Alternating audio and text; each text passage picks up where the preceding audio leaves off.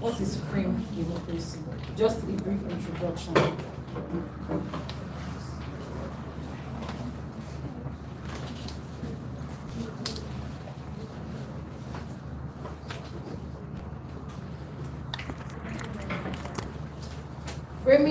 Framing democracy. This means to define, shape, or structure the concept of democracy, its values and its principles. It involves setting the boundaries and parameters of democratic governance, institution, and practices. This also refers to how information is presented, in brackets, being framed, and how it influences people's perception, opinions, and decisions in a democratic context. Framing democracy effects can shape public opinions, political discourse, and policy decision. We're here to understand what framing democracy is, as I just introduced. So, threats to Nigeria's democracy. How not to run a country. So before we start, we'd like to welcome our keynote speakers. So we have our keynote speaker, Mr. J.S. Okutepa, S.A.N., Principal J.S. Okutepa.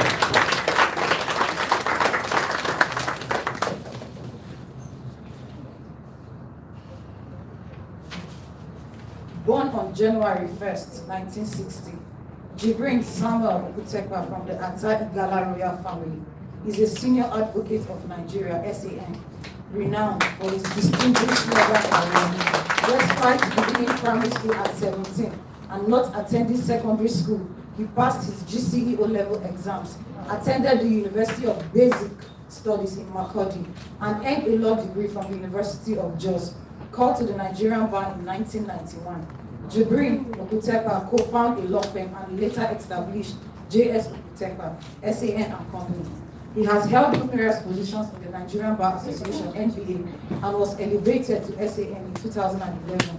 He has been a member of the body of benchers, serving on its monitoring committee and as the chief prosecutor for the NBA as the Legal Practitioners Disciplinary Committee. He is a respected authority in criminal and civil law, an active member of several international legal associations, and a sought-after speaker. Please, a round of applause for Mr. Jibrin.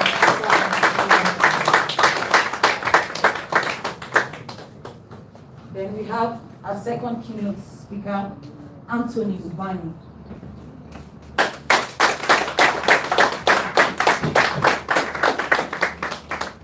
Anthony Ubani, he defeats politics.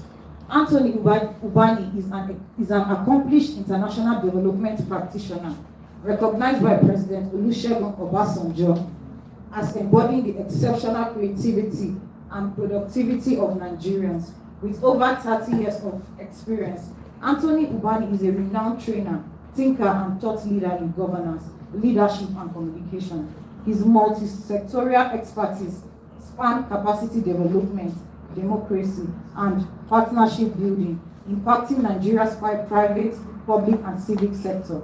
He has held leadership roles such as Director General, CEO, and President in prestigious organizations. He is an alumnus of several universities and institutions, including Lagos State University and Manchester Business School, and a member of multiple professional bodies.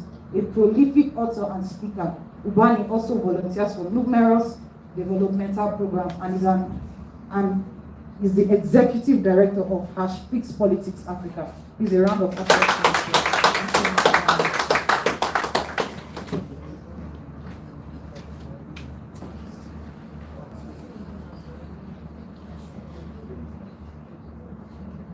Please, I would like to welcome Mr. Mahmoud Jafar.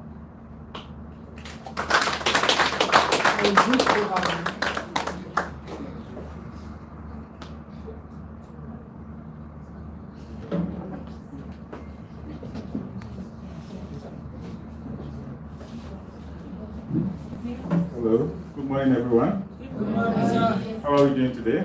Okay, perfect. Thank you for that wonderful introduction, Naomi. Before we begin, I would like to I would like to encourage the students to please use the hashtag and link on the television to fill a little form. It will take just like 5 minutes before I actually go into my own presentation. So please, students, use the link and the volunteers can help you if you are unable to access it.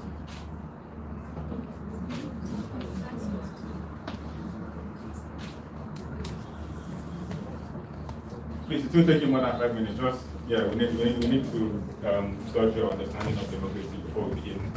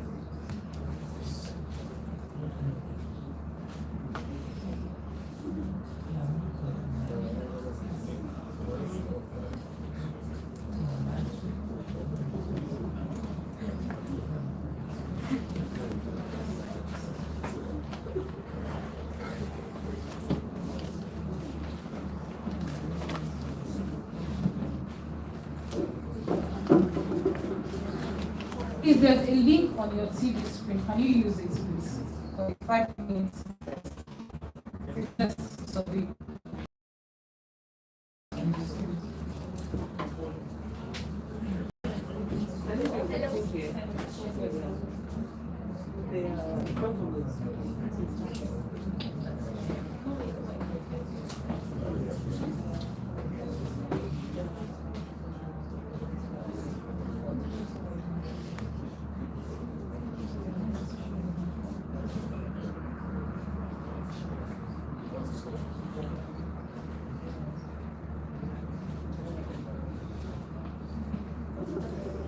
We just shared the link on your platform. Everyone can access it.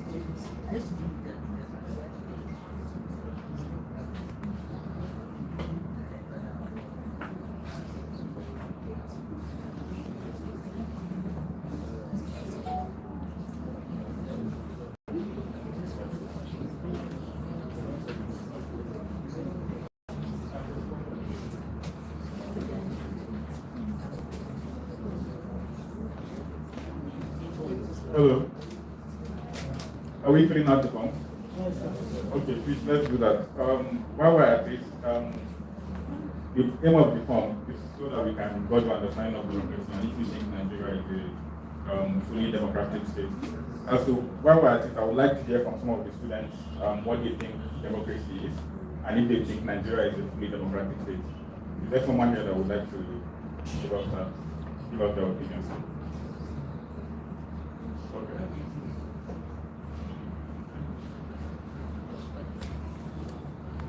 So democracy, according to Abraham Lincoln, my name is Ruth.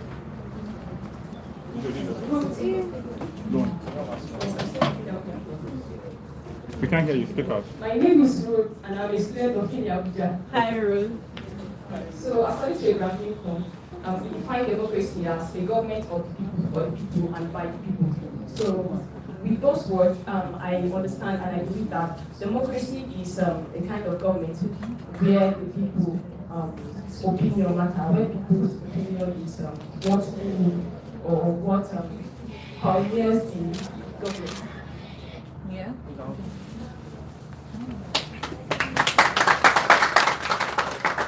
Thank you. Anybody else? Okay. There's someone here. Okay. I'm seeing too many hands. I like that.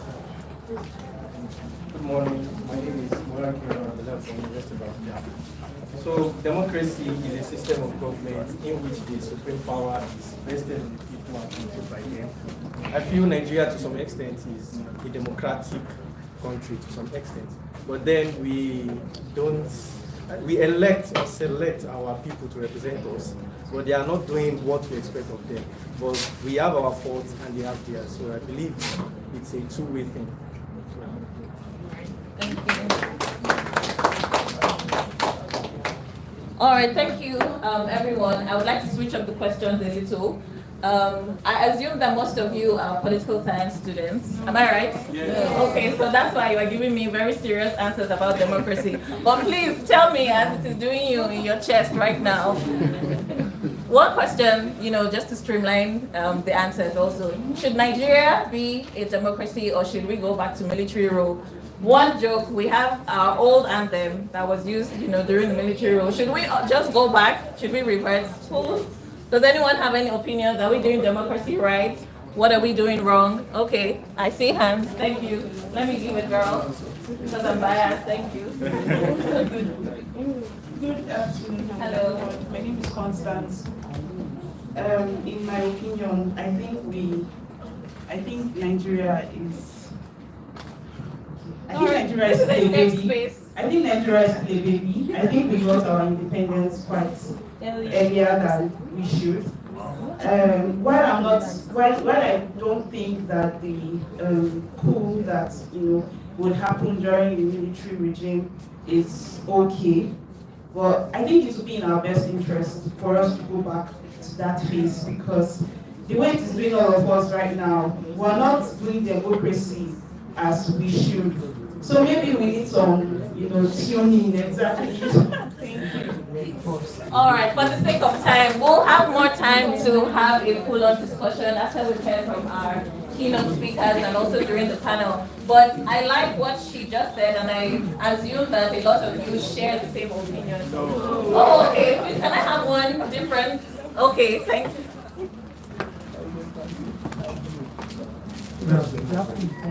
To me, I believe Nigeria is not yet right for that democracy. Because if you look at it, after the Second Republic, the military was brought back because its major aim, or the major aim of the military after the Second Regime, was to clean up the mess that the civilians have done. Now, half of that mess, till this moment, is still occurring, like electoral malpractice, fraud, corruption, which is also the major affairs of the present government. So I just believe that Nigeria is not right for democracy. Democracy is a system of government, and we're not practicing it entirely. Like, the system of government, I believe we're practicing now is just like a dictatorship whereby the decision of the president matters a lot. That's why he can just pass it to the National Assembly. He can just propose something to the National Assembly and will just approve it immediately. So, we're not yet right for democracy, and I believe if we don't know where we're going to, why not go back to where we're coming from? All right, thank you. Even though I asked for a different opinion, he still echoed what the previous speaker said. So I think we have real issues, and our speakers here today are going to talk about, democracy in Nigeria, the challenges, and they'll be sharing some personal, experiences from their professional lives, or even their personal lives, and we'll have more time for discussions after the panel session, but you can tweet, your opinions, your expectations for this event. You can use the hashtag Nigeria We Want. We're going to display the names of our panelists and their Twitter handle so that you can also, tweet at them. The link was for the benefit of the students also. I know the panelists have requested and our speakers have requested that it be displayed, but we just want to gauge the knowledge of the students right now before we hear from you.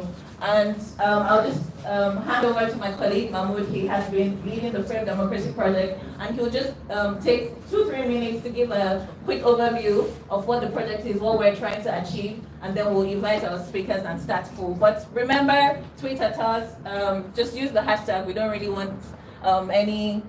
Please stay on the issues also. Thank you. Thank you, Mary. Please round of applause for us.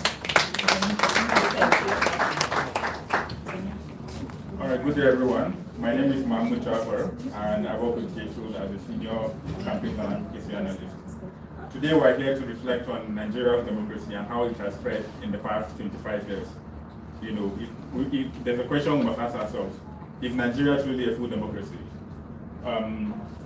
According to the latest Democracy Index report by the Economist Intelligence Unit, Nigeria currently ranks 104th out of 167 countries, and is referred to as a hybrid regime. And when you look at this index, you realize that the countries that are below Nigeria are countries that are either in war or countries that don't practice democracy at all. And that's a very telling evidence on the state of democracy that Nigeria finds itself today. So this classification is based on 5 critical indicators: electoral process and pluralism, civil liberties, functioning of government, political participation, and political culture. So while we have made strides since the return to civilian rule in 1999, several authoritarian influences and trends continue to undermine our democratic journey. So I'm just going to highlight a few of these influences and trends that we have seen, especially as of recent. Firstly, press freedom remains under threat. In this, under this current administration alone, 11 journalists have been arrested. And the case of Daniel Ojukwu came to mind. Daniel Ojukwu is a journalist with FIJ, and he put out an expose that talks about a corruption in a certain Nigerian agency, and he was arrested for that. And his case also is similar to that of Dagiata. Dagiata is a government critic that was based in Kaduna, who disappeared, and to today no one knows his whereabouts. There has been a lot of talk that this was done by the government in Kaduna State, who he was highly critical of. Another example is the case of Chioma Okoli. Chioma Okoli, a Nigerian citizen. Have you heard about this? Yes. Okay. She's a Nigerian citizen who was arrested simply for giving her a review of a tomato paste online.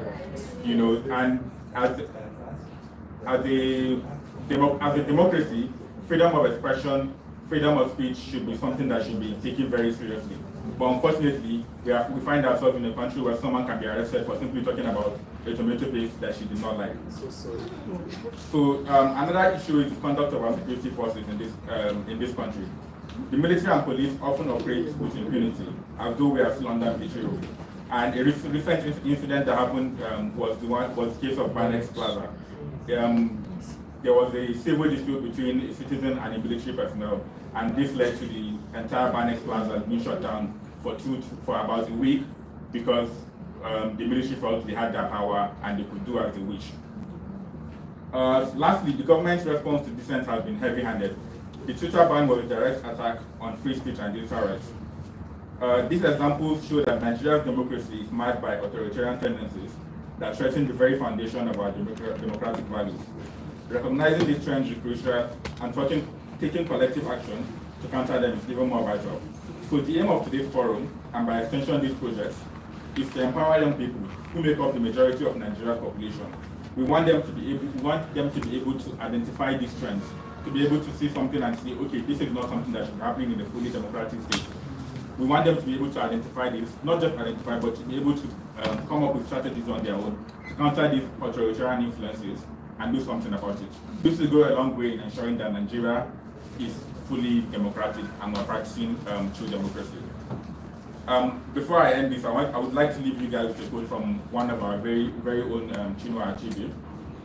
Chinua Achebe said, "A functioning, robust democracy requires a healthy, educated, participatory followership and an educated, morally grounded leadership."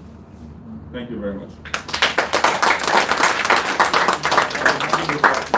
Now we need to call on our keynote speakers for the day before we go into the panel session. Thank you very much.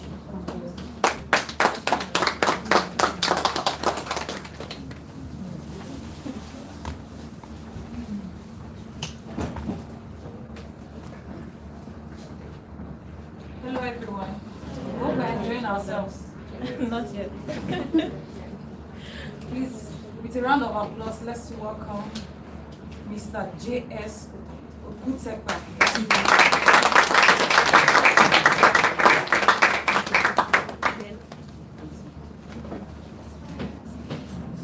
morning, everyone.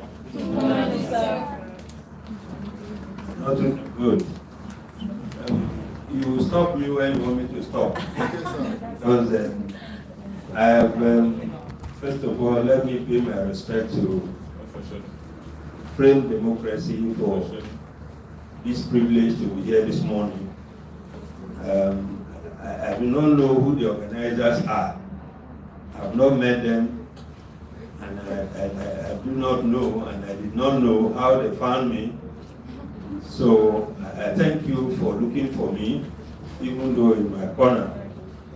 I got invitation to this occasion just on the 16th of this month. And I saw two numbers on the invitation letter that if you are confused, you can get in touch with any of the numbers. And the first number I saw was Enogong Umo. I don't know, where is the Enogong? Okay, I don't know her. She's handling stuff. Good, so I got this invitation without knowing what I was to talk. So I then have to ask her, what do you really want me to speak on? And I say I should talk about democracy at 25, Nigeria challenges and the power of the youth. So 16th, I was involved in so many things, including, of course, to bring about and restore the sovereignty of the people, which they freely exercised in Kogi State when they voted for a political party of their choice, or the power that be sat down and undermined the sovereignty of the people. So I was involved in the election petition, which are consistently be for the loser of election and loser in vote. Since 1994 till today, I've consistently acted for those who are victims of democratic stealing. And so I put a 35-page paper, which I forwarded to you.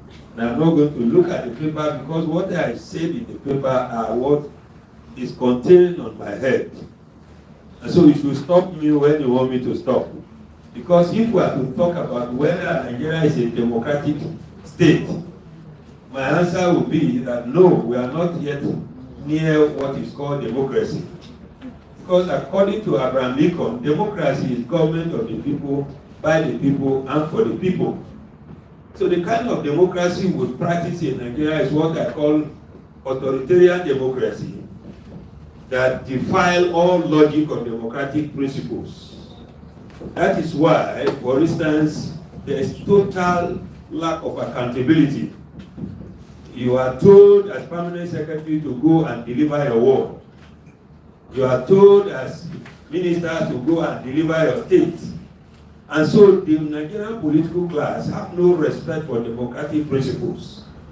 So we are indeed a disguised form of military regime where the will of the people is subordinated to the idiosyncrasies and whimsical capricious behavior of the rulers who are looting our treasury unquestionably and who have destroyed the tomorrow of all of us. Unfortunately, I have left your bracket of youth, and I'm sure Aisha, my sister too, have left the age of what we call the Nigerian youth, but I'm still a youth because I have the pains and I see the pains of the Nigerian youth. In those days, and I was sharing my experience with them when we were in law school, lawyers and judges were people that were regarded as light of the society. By the way, the greatest antidote to darkness is light. And where darkness has overshadowed light, then it becomes what the prophet Isaiah described as gross darkness. Currently, Nigeria is in a state of gross darkness, and darkness has covered the people, both in the university, including our behavior, our character. The judiciary has been overshadowed, it has been captured. The legal profession has become a profession of beggars. Integrity, honesty, candor doing things right have become the greatest disadvantage of the downtrodden Nigerian people. So today, what you know appears to not to be anything again. That is why, unfortunately, those of you who are students are engaging in what you call giraffe. You want to have the best of grade that you did not write. You want to be the first class student. Yet, when you are asked about economic elasticity coefficients in economics as an economic student, you will not be able to answer it because you did not write the examination. And so today, stealing and looking too good and appearing flamboyantly in a manner that you are the king in town have become the antidote of our political and economic development. So much so now that if I ask many of you, what do you want to be? Your first answer will be that I want to be a millionaire. Because those who steal their way to power are well respected and honored with chieftaincy title and national honor than some of us, as you heard about my biography, like some of us who were taxi drivers, motorcycle mechanic, fire service man, and those who carry firewood and serve my father before I left home. You have the privilege of going to the best of school. Some of us didn't have the privilege of being allowed to go to school. So, for me, democracy at 25 exists only in name, not in practice. Look at all the political parties we have. If you look at section 29 of the Electoral Act, it sets out the procedures for anyone who wants to become a candidate of a political party, what you need to do and how to do it before you can be nominated. But we are all living witnesses today that there are high-ranking power Nigerians in power, including the legislature, that did not follow the provisions of the law, and they are lording it over us. And the law says that if you fail to follow that process, you will not be accepted as a candidate in an election. So we have an organization called INEC, and the acronym of INEC, or full name, is Independent National Electoral Commission. I speak to you with all honesty, and I decided to wear a bow tie of Nigerian color to show you that I love this country. But if I tell you the greatest enemy of democracy in Nigeria is Independent National Electoral Commission. It is not independent. It is a manipulative agent that manipulates the will of the people and announce whoever they say should announce, jettisoning the law of the land. And unfortunately, the institution that I have the misfortune to belong to, that have been created by the Constitution, for which a whole arm of government is devoted to, is called judiciary. And it is established in section 6, subsection 6 of the Nigerian Constitution. Section 1, subsection 1 of Nigerian Constitution says the Constitution is supreme. And everything that has to be done in this country must be done in accordance with the provisions of the Nigerian Constitution. Unfortunately, and for those of you who follow me on Twitter, we have been obeying Nigerian laws and Nigerian Constitution in breach. There is no person in government, including, of course, your president, that obeys Nigerian Constitution. Obedience to Nigerian Constitution is by lip service.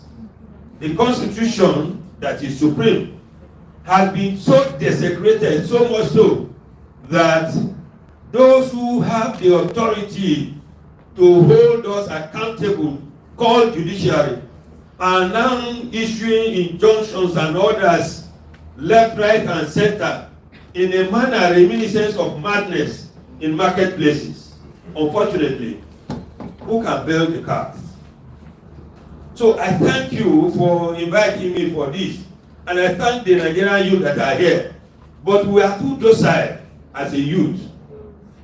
That is why the greatest ingredients of democracy in Nigeria as of today is thuggery. And those who use the youth as thugs to ascend to political power have not had the courage to use their sons and daughters in doing so. They use the sons and daughters of the peasant farmers, the downtrodden masses of this country, and they are happy doing so just for a pot of porridge. The Nigerian youths are like the persons in the scripture called Esau, who decide because of hunger to sell his birthright for a pot of porridge and have lost the leadership position. I describe the Nigerian youth as Esau's of Nigeria, who have chosen to just look for Naira and Kobo and have refused to do what they needed to do, because you think that by collecting the contaminated blood money to doing what you needed to do for this political class, they will remember you to join the club of that patrimony of stealing. Unfortunately, we have collectively stolen our commonwealth and our future, and that is why your universities are just like a kindergarten class. For those of you who came from University of Agriculture in Macaulay, when the founding father built that university, it was a university. But today, most universities in Nigeria have been turned to primordial ethnic clans, where only the indigenes can access to power. And so when you talk about democracy in Nigeria, the greatest agent of darkness of democracy today are professors of laws, professors of all professors of the Nigerian universities, because they are the one. If my time is there, you tell me I've stopped. Yes, sir. 2 more minutes. So, well, 2 more minutes. All I say to you, therefore, is that I completely agree with you. In the paper, I said something. 25 years is too much for any meaningful development to take place. And I took time in the paper to show you what somebody wrote, comparing 25 years of Singapore, 25 years of various countries, France, Germany, and what good leaders have done within 25 years. I can tell you for free that from the time of independence to tomorrow, Nigeria is here to have a leader. All we have been having are rulers who are lording it over us. And loyalty is not to Nigerian Federation, but loyalty is to occupant of offices. That is why, for instance, our militaries are sycophantic agents of state, those in power. What they say they should do is what they will do. When I have the privilege to act for Nigerian Army, I came to discover that the oath of office and oath of allegiance taken by our military officers and our police officers are not to pledge allegiance to the Federal Republic of Nigeria as you have in America, that the allegiance is the American Constitution. The allegiance is the Commander-in-Chief. Therefore, when you have a stupid Commander-in-Chief, and who can give you order to disobey and destroy Nigeria, the Nigeria frame democracy. Let us frame democracy and frame the heads of all of us here, because it appears that our brains, unfortunately, need to be reset to factory setting. The factory setting that is original, ordained by God, because we have no capacity to hold our leader accountable, because we are all in pari delito. We are all guilty of supporting evil. That is why I believe, for instance, that wrongs are the greatest attribute of success in this country. Professor Patrick Lumumba put it this way, that we take ownership of evil because of our primordial partisan interest. Today, nobody wants to expose evil if that evil is being perpetrated by those who can take benefit from. Ladies and gentlemen, I thank you for bringing me here. But let me conclude by what I wrote in my conclusion, so that you will not go away thinking that this lawyer didn't write anything. I did. And in my conclusion, you will permit me to read it, and then I will sit down and thank you for the privilege. But this your time is short to talk about democracy, the ills of democracy, the evils of judicial officers and legal practitioners. They are all there in the paper. But what did I say in conclusion? Where is it now? I'm almost there. Yes. Now, in conclusion, therefore, it is sad and terrible to submit to us that the brand of democracy being practiced in Nigeria is far from the democratic principles and ethos we all know. Power does not flow from the people. Sovereignty does not belong to the Nigerian people. Most leaders that came to power lack legitimacy. Our brand of democracy is by getting power through the barrel of the guns and thuggery. And Nigerian politicians, in most cases, punish people by looting and bragging as saints, but worse than Satan in actions and decisions. That is the Nigerian brand of democracy. Nothing is done decently.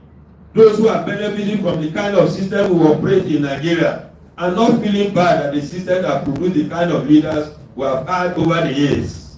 These leaders and all rulers have killed and are still killing merit, honesty, integrity, commitment, and dedication to good cause.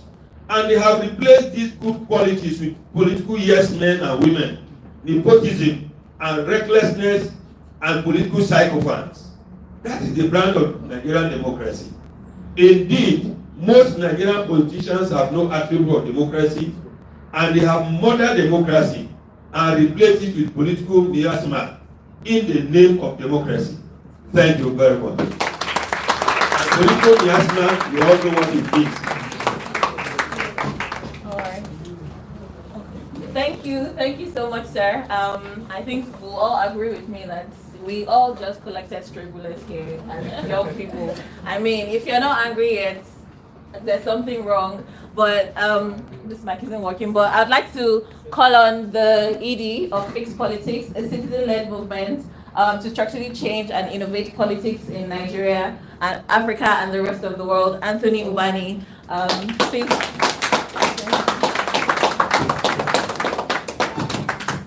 Thank you very much.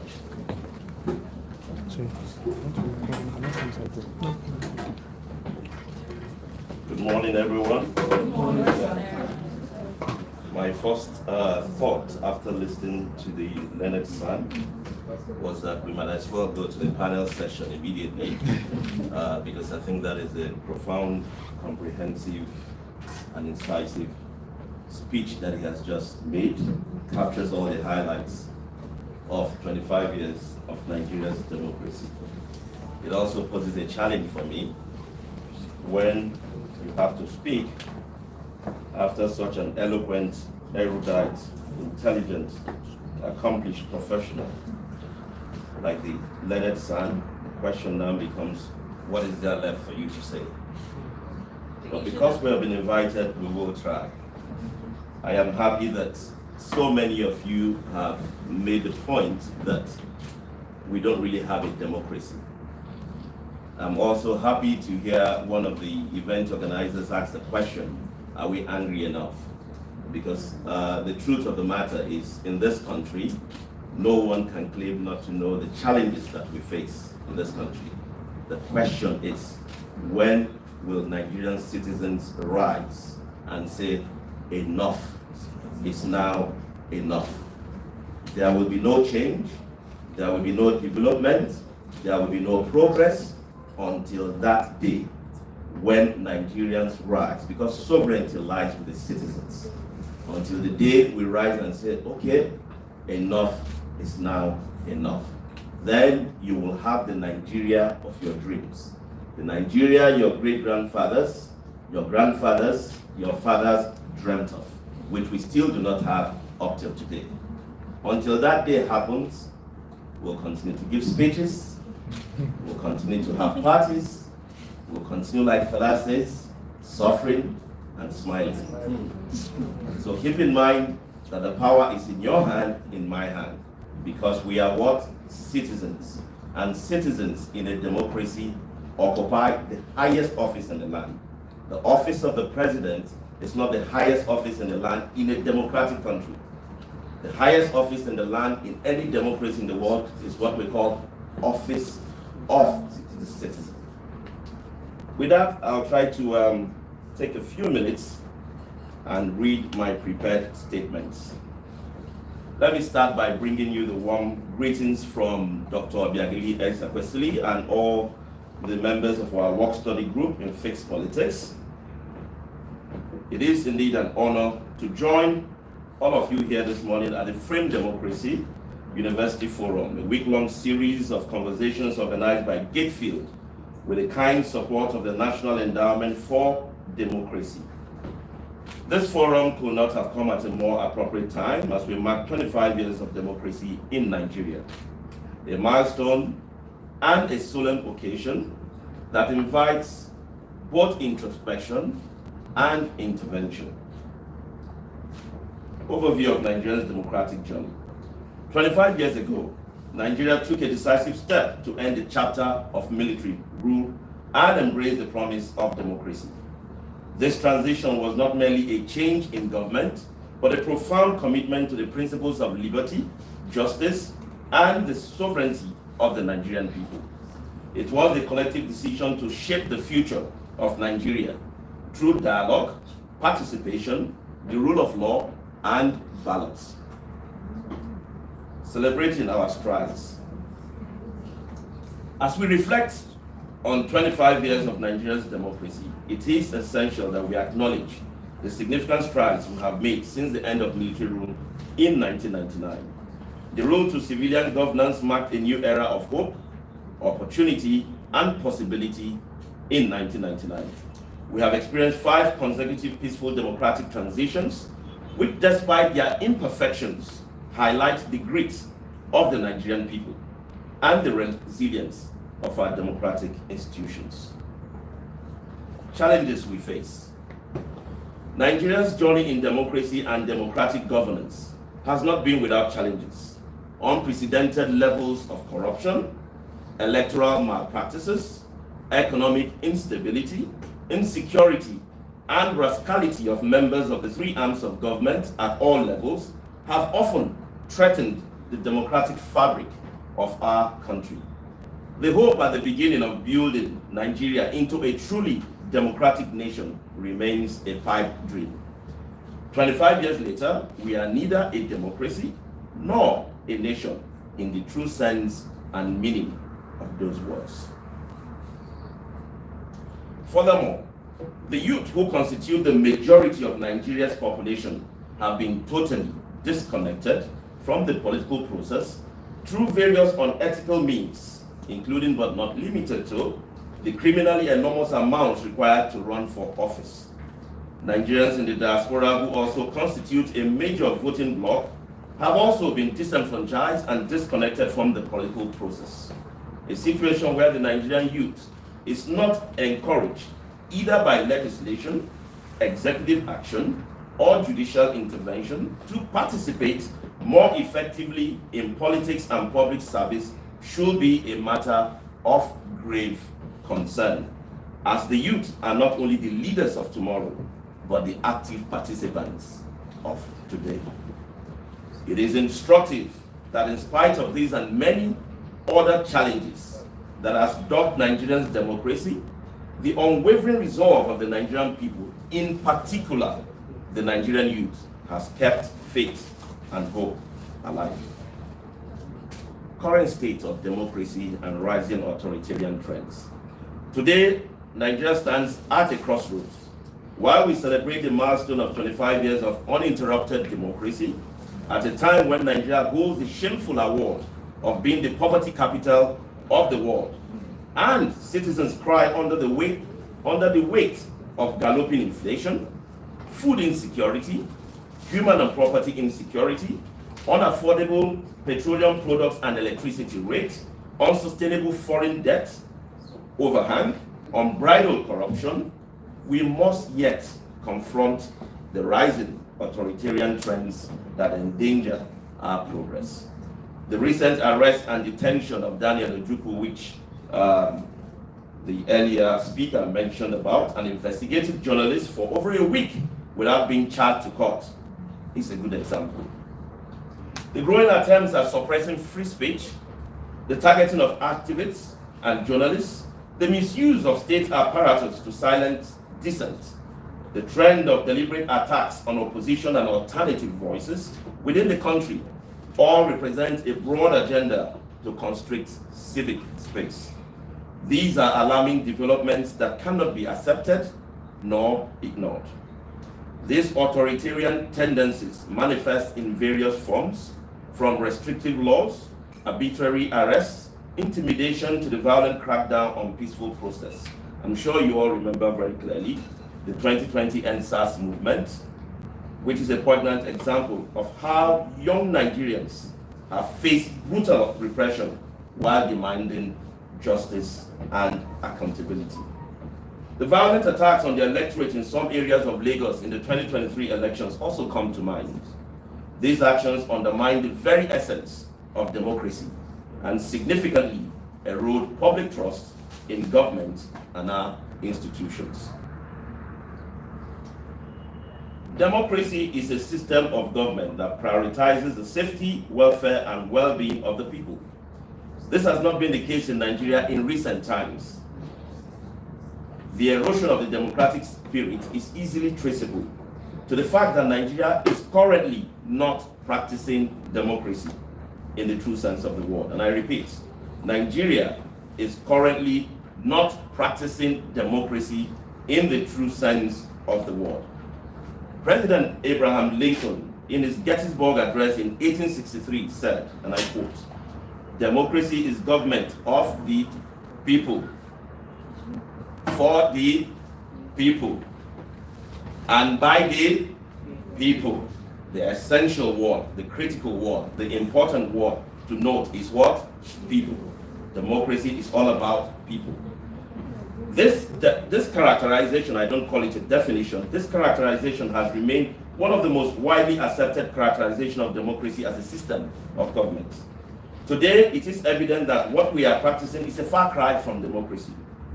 To be clear, what we have has gradually evolved over the years into a variant of democracy that we at the Fixed Politics movement refer to as monopoly democracy. What we practice in Nigeria is what we call monopoly democracy. And how do I characterize monopoly democracy? Monopoly democracy is a government of the political class. Government of the political class, for the political class, and by the political class. Do you see the difference there? A real democracy should be of the people, for the people, by the people. What we have in Nigeria is a government of the political class, for the political class, by the political class. And that is what makes it a monopoly democracy. The significant point to note here is that there is nothing in this variant of democracy that serves the needs or interests of the people. This variant of democracy, which we call monopoly democracy, only serves the selfish and parochial interests of the political class. The power and potential of youth in promoting democracy. Amid these challenges, the role of young Nigerians is more crucial than ever. That's all of you here who are listening to me. With over 60% of Nigeria's population under the age of 25, the youth are not just the future of our democracy, they are its energy, its hope, and its presence. To fulfill their important role in reclaiming our democracy, the Nigerian youth will have to commit to engage more intentionally and actively in politics. As we reflect on the past and envision the future, we must recognize that democracy is not a spectator sport. It demands active engagement, critical thinking, and unwavering commitment from each of us. Our youth, in particular, hold the key to shaping Nigeria's destiny. They are not merely the leaders of tomorrow. You are indeed the architects of today. To all of you, our young compatriots, I say this. Ignite your interest in politics. Do not be content with observing from the sidelines. Register your presence, raise your voices, and demand accountability. Politics is not a dirty word. It is the canvas upon which we paint our collective aspirations. Actively engaging in the political process involves not only voting, but also participating in local governance, joining political parties, and holding elected officials accountable. You are the torchbearers of our democratic future. Your energy, creativity, and passion are invaluable to nation building and democratic consolidation. I charge you today to engage in the political process, hold your leaders accountable, and advocate for transparency and good governance. The digital age offers unprecedented opportunities for young people to counter authoritarian narratives. Social media platforms have become powerful tools for mobilization, raising awareness, and advocating for democratic values. Indeed, one of the key takeaways from the 2024 Democracy Perception Index report, which was just released on May 8th, is that majority of people across the world believe that social media has a positive effect on democracy. The not too young to run campaigns successfully leverage social media to lower the age limit for political office, demonstrating the impact of digital activism in effecting legislative change. Utilize the power of social media and technology to amplify your voices and mobilize for change. Remember, again, democracy is not a spectator sport. It demands active participation and eternal vigilance. The future of Nigeria rests squarely on your shoulders. Do not see democracy as a gift, but as a responsibility. It is not a gift, because some of us act like, oh, the military has left, hooray, we have democracy. No, it's not a gift, it is a responsibility. Be informed, be passionate, and be relentless in your pursuit of a more just, equitable, and transparent society. In this regard, I urge you, all of you, our Nigerian youth, to draw inspiration from our national heroes, Chief Anthony Nahoro, for example, Nnamdi Azikiwe, and countless others, who as young visionaries about your age, left an indelible mark on our political landscape. They were not bystanders, they were active participants in our democratic enterprise. Their courage, intellect, and unwavering commitment to democratic ideals propelled our country forward. On our part, we must play strategic roles to empower young Nigerians to become active participants in shaping our democracy. This forum, organized by Gatefield, is a testament to that commitment. By promoting discourse and spreading pro-democracy narratives, we can foster a new generation of informed and engaged citizens. We must also support education and capacity building as essential programs for empowering young people to recognize and resist authoritarian tendencies. Initiatives that focus on civic education, critical thinking, and media literacy can equip our youth with the tools they need to defend democracy. Organizations like IAGA Africa are doing commendable work in training young leaders and promoting democratic norms through their programs and advocacy efforts.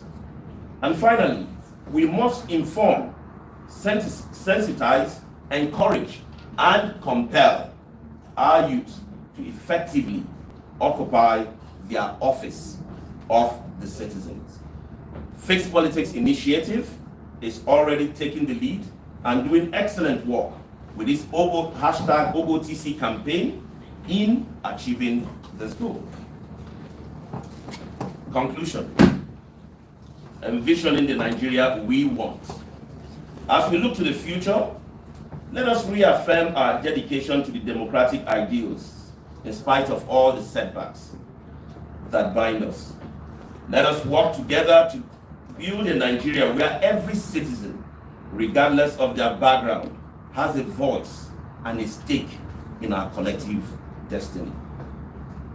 We must empower our citizens, emerge values-based leaders, strengthen our institutions, ensure the rule of law prevails, and create an inclusive economy that provides opportunities for all. Education too must be a priority, as it is the foundation upon which informed and engaged citizenship is built. In closing, let us never forget that democracy is an ongoing journey, not a final destination. It requires constant nurturing, reflection, and action. As we commemorate 25 years of democracy in Nigeria, let us be inspired by our past, challenged by our present, and committed to our future. Therefore, I urge all of us, especially all of you, the youth, to remain steadfast in our commitment to democracy. Together, we can counter authoritarianism and intolerance and build a vibrant, inclusive, just, and democratic Nigeria. I thank you for the privilege and opportunity of being invited today to share my thoughts with you. May this forum be a beacon of hope and a catalyst for positive change in our beloved country, Nigeria.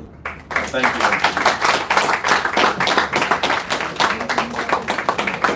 And before I step down, I'd like to find out how many of you have started learning the old national anthem. That's a good. Please pay attention, because that is the most important issue this nation can address at this critical moment. That is the kind of joke we have turned our nation to. Thank you very much. Good morning. Right, okay.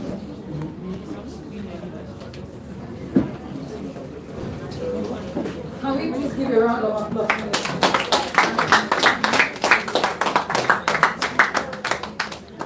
Are we angry yet? Yes. Greatest Nigerian students. Great. Of the greatest Nigerian students. Great. I have a question. Is this the Nigeria we want? No. What kind of Nigeria, or what type of Nigeria do you want?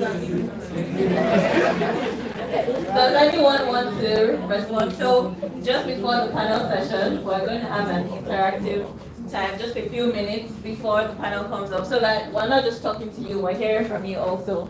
All right, please go ahead, introduce yourself. And my name is Salah Azuma, a graduate of the University of Abuja. The kind of Nigeria I want is a Nigeria whereby I can come out freely without being scared that anybody is going to come and attack me after saying the truth. And I want a free Nigeria. Communication should not be a problem. Sharing your opinions and ideas should not be a problem. Everybody should have rights everybody should have mind to exercise their rights. Yeah, thank you. thank you. I overheard someone saying that this person is not angry enough, so please, I need that answer. I've seen two people, okay.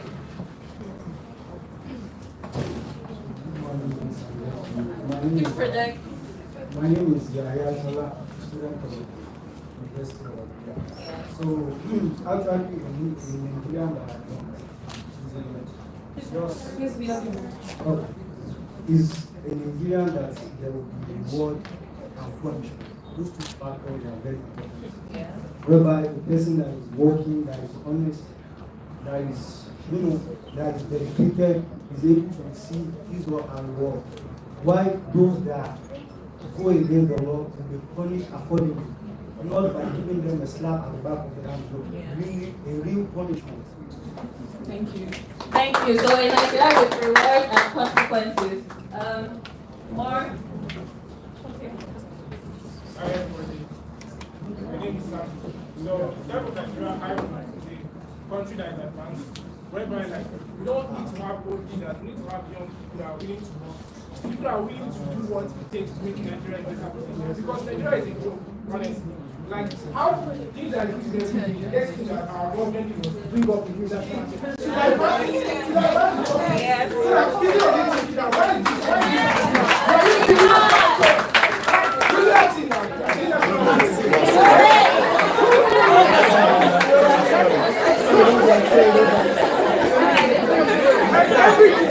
Every day I just keep on thinking like Nigeria is one of the best countries in the world. We have everything. What's this? We have everything. But yeah, keep on reporting things every day. What happens in the oil reserve? Dangote alone can fix the problem of Nigeria, but Dangote doesn't do that. Why? Because you have everybody in Nigeria is talking everybody is talking for Thank you.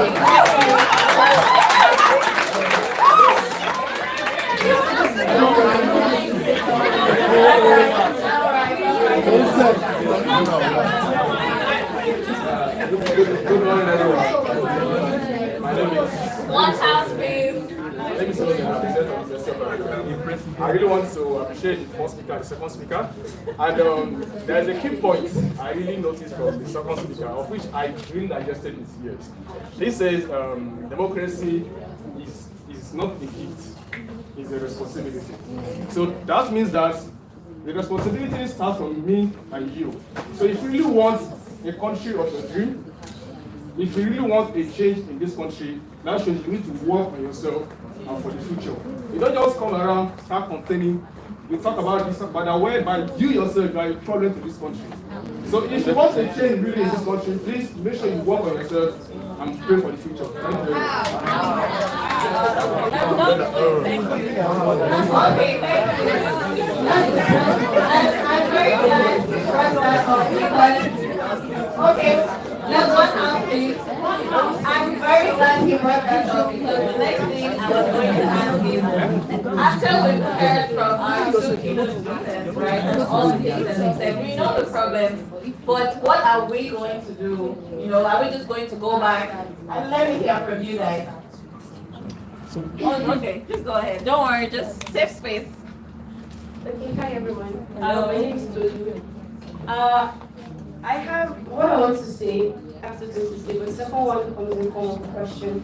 Because while they were speaking and they were like, okay, engage in politics and, you know, engage in political activities and go into politics, they also mentioned where this journalist was arrested and the NSAS thing and, you know, and people, of course, there are some people that try to engage in politics and there are others that are just there shouting that Nigeria is bad at all. But then we are trying to, because personally, I don't have the democracy mindset in mind or anything. I just get up and how to make money, that kind of thing. So yeah, if I now want to consciously and intentionally go into politics, what's the assurance that I won't have to lay my life down for the growth of Nigeria? Yeah, what's the assurance that I won't have to get into one trouble or the other because I'm Thank you. Our panelists have very hard questions to answer, but I'm sure we were expecting it.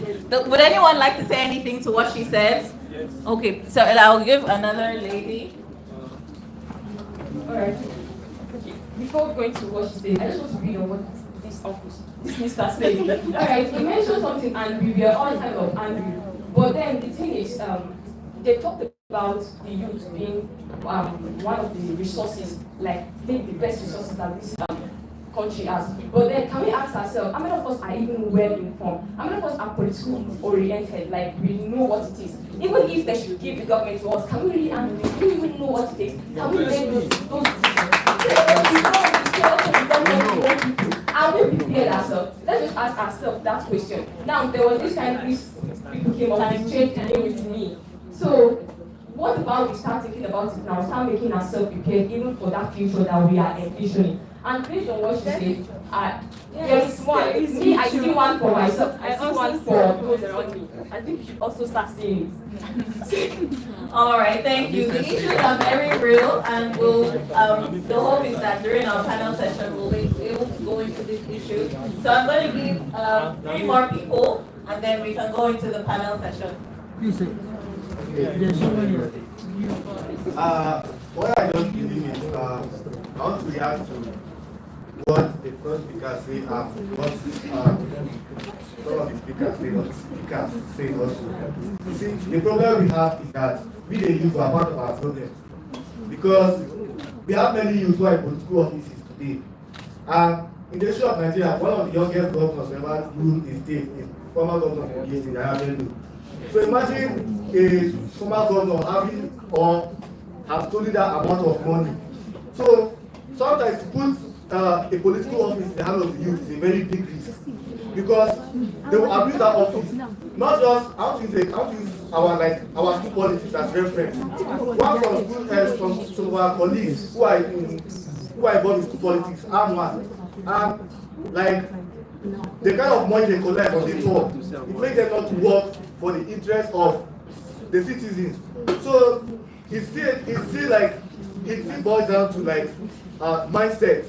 Like everybody cannot be the same. It's just like just work on yourself. You never can know where that time or the position will call you. Okay, thank you so much. Before I give any other person, I would like to react to the last 2 speakers. One, and just to the last person, the problem is not with the youth, the problem is with the system. We need to build strong institutions, strong systems that can withstand human behavior.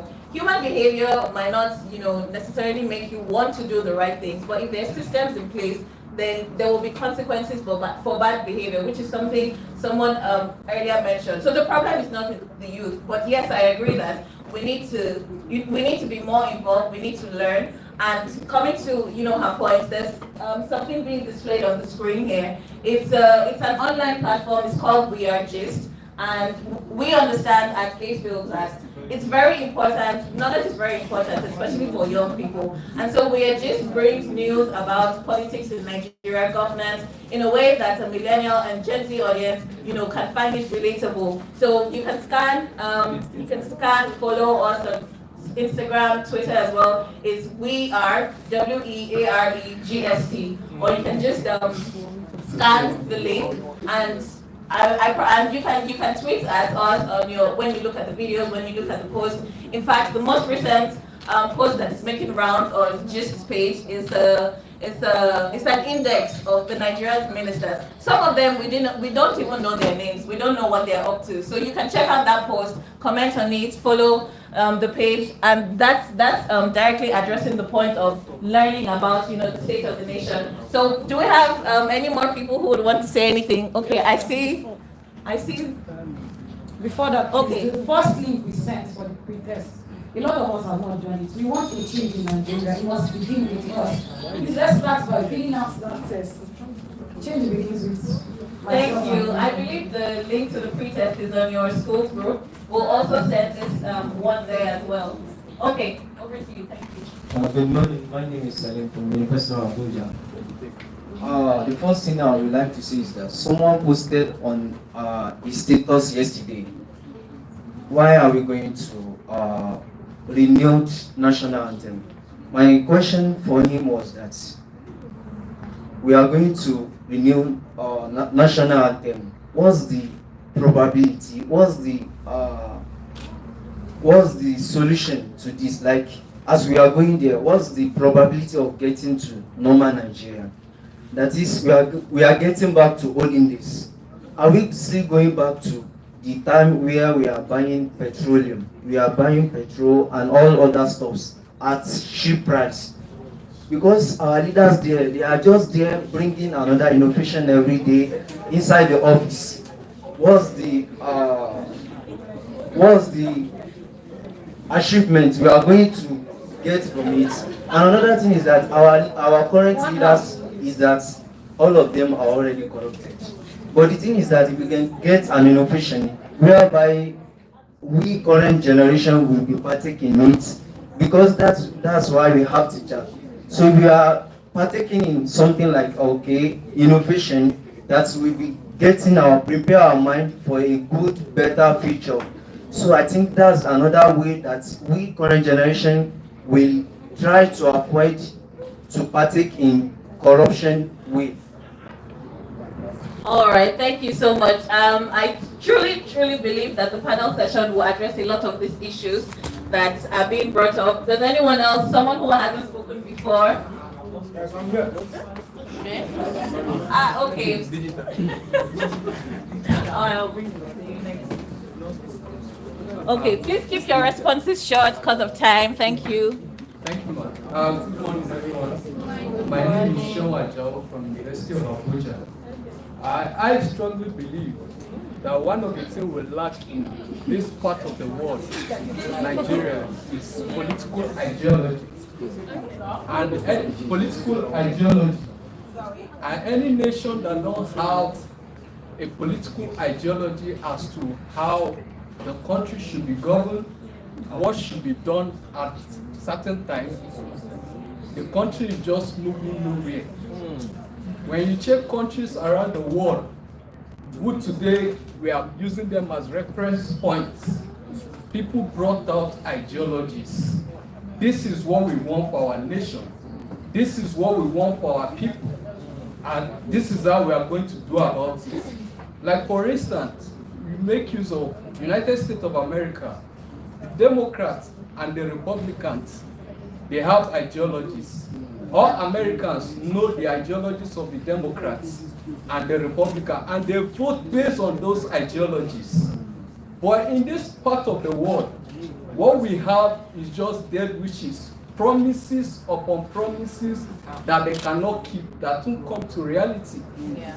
And nobody knows the ideologies of the PDP, nobody knows the ideologies of the APC, nobody knows the ideology of the LP, and etc., etc. So, the number one solution is for us to imbibe the principle of ideology, even as a youth and as a nation.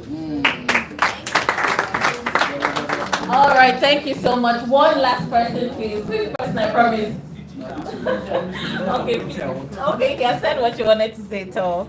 So. Good morning, everyone. My name is Raja from University of Abuja. So, we used to say that University of Abuja is a replica of Nigeria. Wow. That's how it is. Like the people in politics in University of Abuja, you've noticed it. Wow, is he calling you guys out? You've noticed it that's it. And one thing is, I don't know if we are fighting for freedom or we are fighting for development. Because it's one and the same in a democracy. It's the same thing. Because during the military regime, there were developments. Here, maybe not enough development. Okay, I see your point. So, I don't know. At times, media used to give us misinformation, wrong information. Someone mentioned us being informed. What if we are feeding on a wrong perspective, a wrong narrative? I think we should engage in proper politics and not. And someone mentioned electing young people. This thing is politics. I don't know. In our school, we would like people that have capacity than people that are just intellectually smart. Because when it comes to politics, you don't just need intelligence. You need experience. And some people now, they are very experienced when it comes to politics. Because you'll be dealing with international bodies, you will need connection. There are some things that you just have to make a phone call and you get it done. Not just, wasting your time like that. I agree, and that's why schools like Fixed Politics exist. Okay, guys, let's, I see so many hands, but I'm turning a blind eye, I'm sorry. Let's go into the panel session and we can take this up. If you have any other comments or questions, you can tweet them and just use the hashtag and we'll definitely find it and respond as well. All right, thank you very much for your contributions. Please, let's use the hashtag Nigeria We Want. Please tweet on Twitter, all social media platforms, please. Use the hashtag Nigeria We Want. We want a better Nigeria. We want a Nigeria where we can speak without being arrested.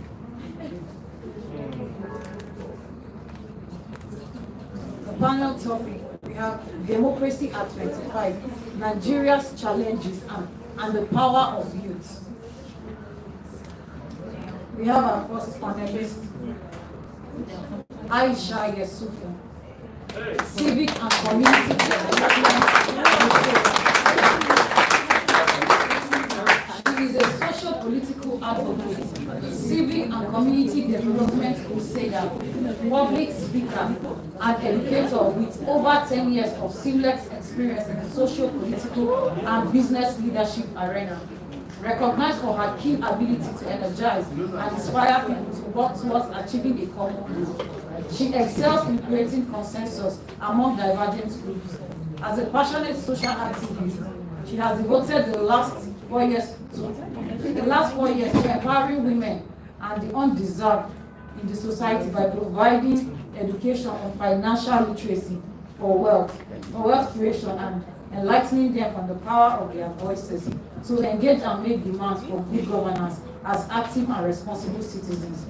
She has a track record of directing or playing a contributory role in major socio-political movements in Nigeria, including the Bring Back Our Girls campaign, NSAS, and the Nigerian March Against Corruption movement.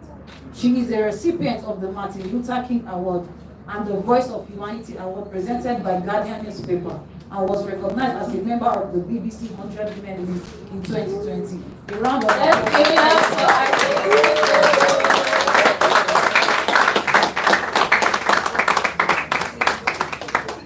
We have our second panelist, Eddie Udaku, Program and Learning Manager at Accountability Lab Nigeria.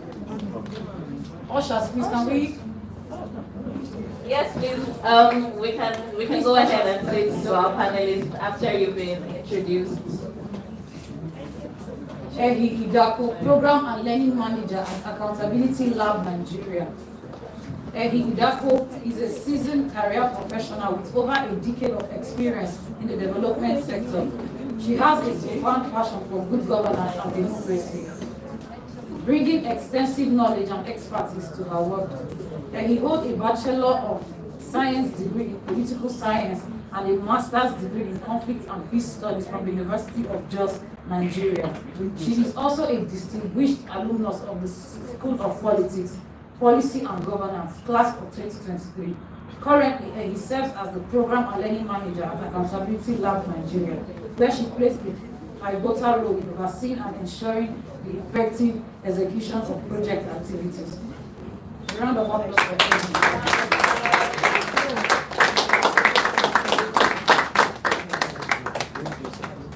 We have our third panelist, Buki Shonibari, Executive Director of Invictus Africa.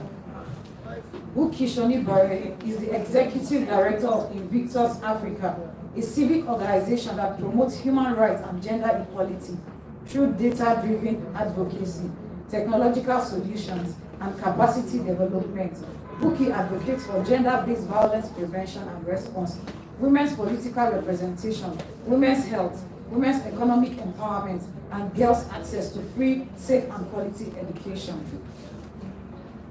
Buki holds a first-class law LLB degree from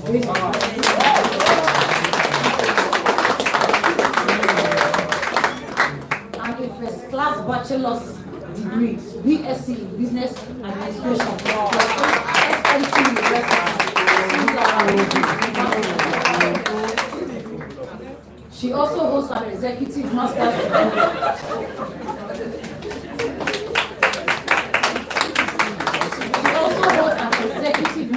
degree in managing peace and security in Africa, MPSA, from Addis Ababa University, Ethiopia. A master's of laws LLM degree in international law and development from University of Nottingham, UK,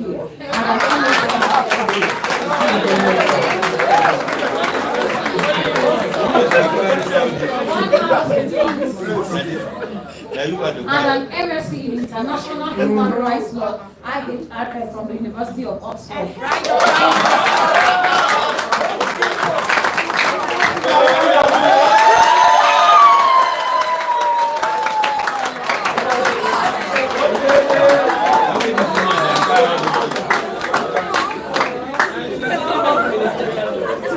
Good can build a Nigeria like this. Nobody will give him because he doesn't have see material.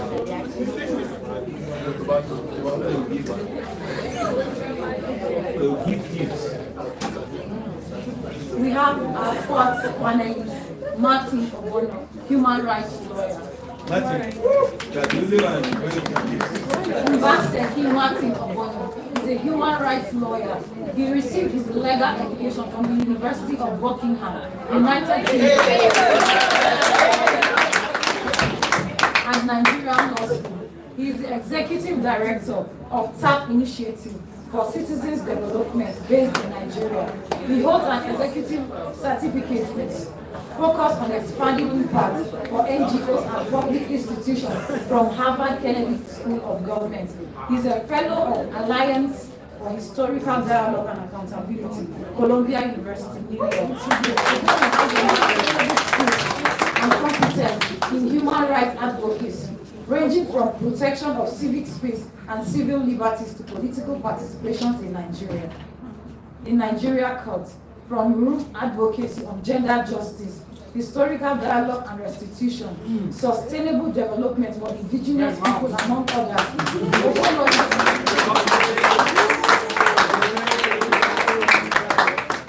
Obono is on the advisory board of Amnesty International Nigeria, among other profit and non-profit organizations, both in Nigeria and United Kingdom.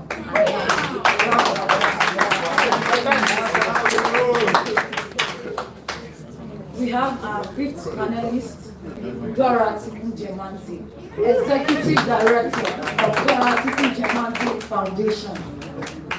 Dorothy Ujemanzi is a feminist filmmaker, gender and development practitioner, human rights defender, feminist and executive director of DNF.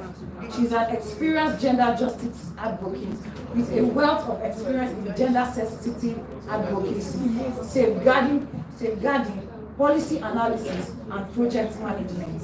Her works particularly border on the intersection of gender, human rights, media, and sustainability development. She has been the lead on several successful projects, including the Action Aid and Osiwa project on improving round-the-clock response to GBV in FCT. She is skilled in project management, strategic communications, development and management monitoring, evaluation, accountability, and learning, MEAL, and is deliberate about projecting grassroots experiences to test the efficacy of policies or legal frameworks. An example is the renewed application of the Maputo Protocol strength to enforce rights to equal opportunities to women as men and access to justice. She is an active member of the several feminist movements targeted at refining systems that impact society to adopt feminist principles through non-violent intervention. All organizations she's worked with agreed signatories to the African feminist character. A round of applause for our feminists.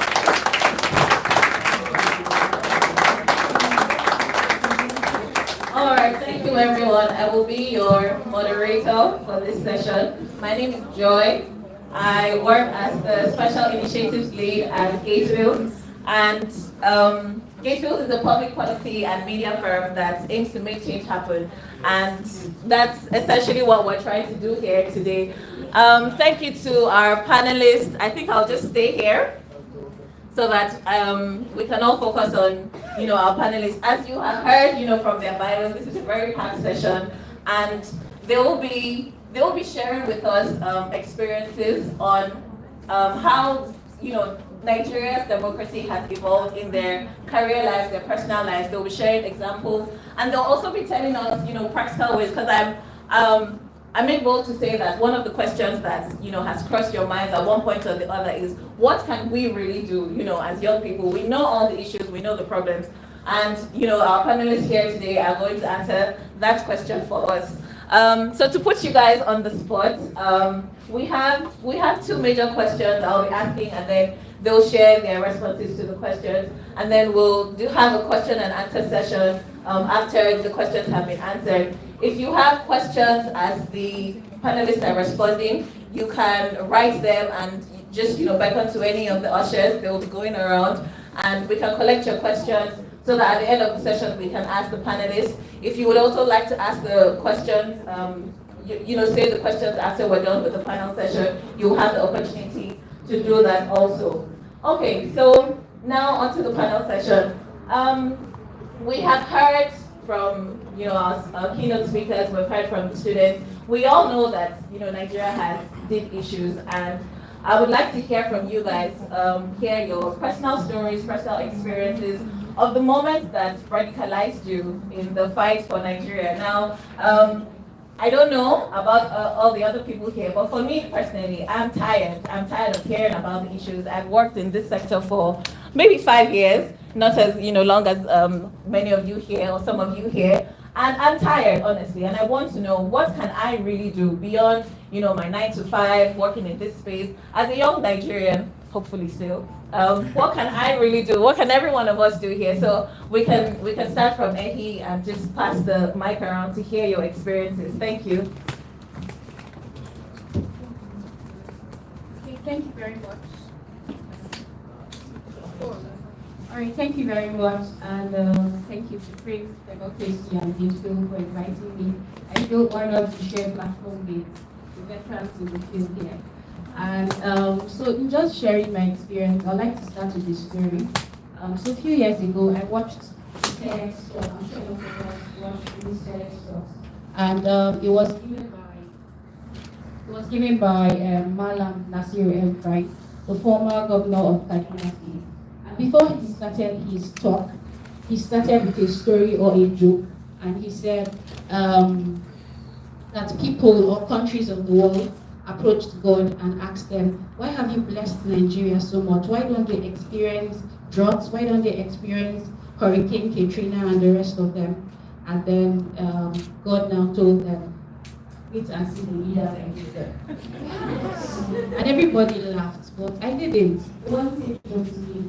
And that was a profound moment. I understood that it does not, like, we don't need to laugh about these things. We need to be tired. There are a lot of things that are happening.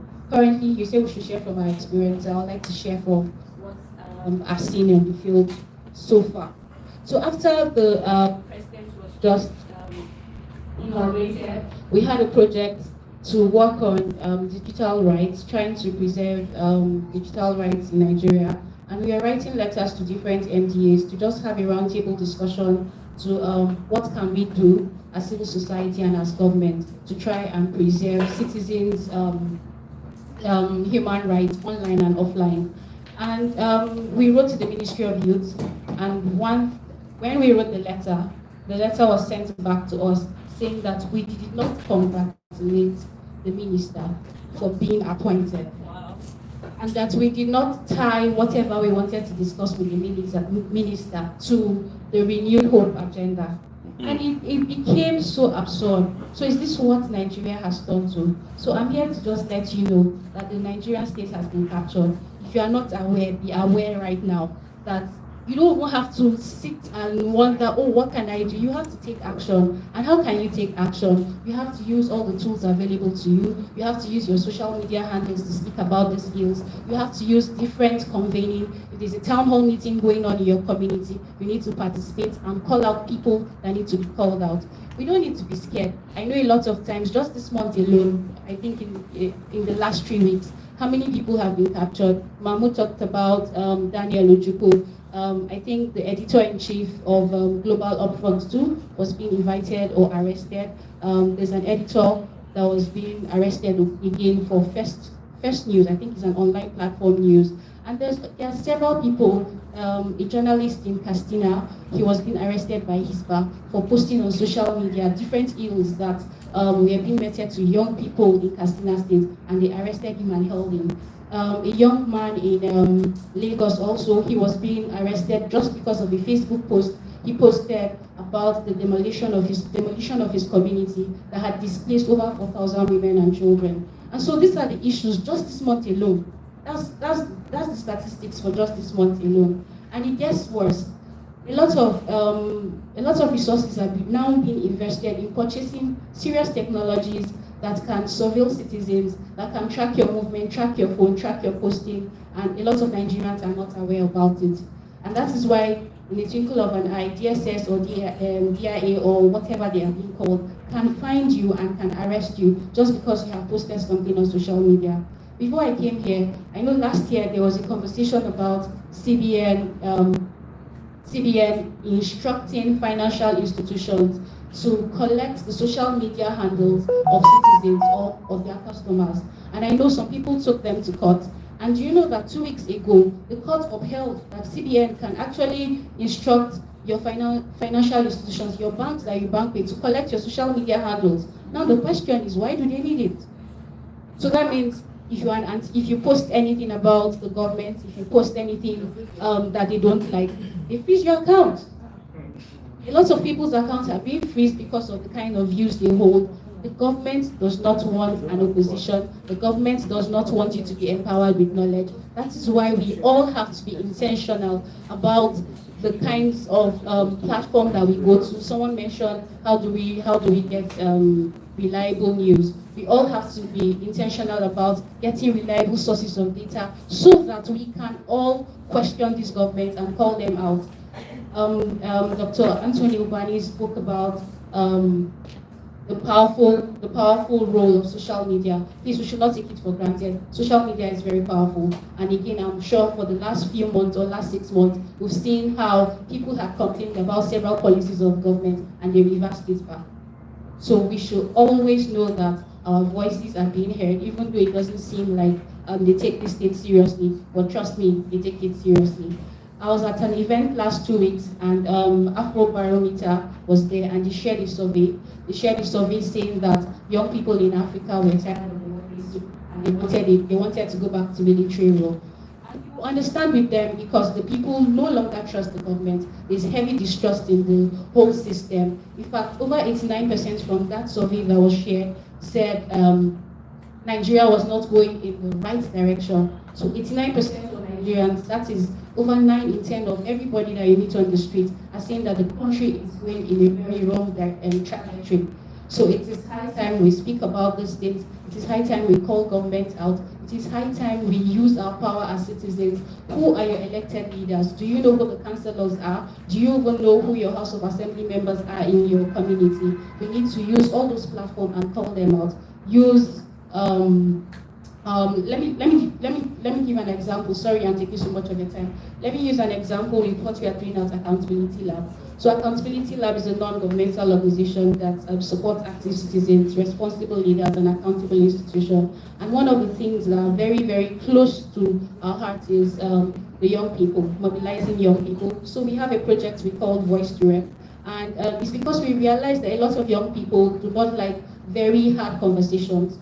Issues like citizens' participation or even voting, collecting your PVCs, or digital rights issues. So we created that platform so that we can get young creatives, especially people that are inclined into art, music, spoken words artists, musicians, and all of them, and bring them into a platform and also teach them, not just say, hold your leaders accountable, we teach them on the how. So those are other platforms. You can join several advocacy platforms. You can look up what almost everybody on this panel is doing and also get viable information of how you can participate. Anthony said, you are not the leaders of tomorrow, you are the active citizens of today. Thank you very much. Thank you so much, Eki. One thing that stood out for me in what she said is, if you think that Nigeria is bad, right, from all that she has said, all that has been said today, it's so much worse, right?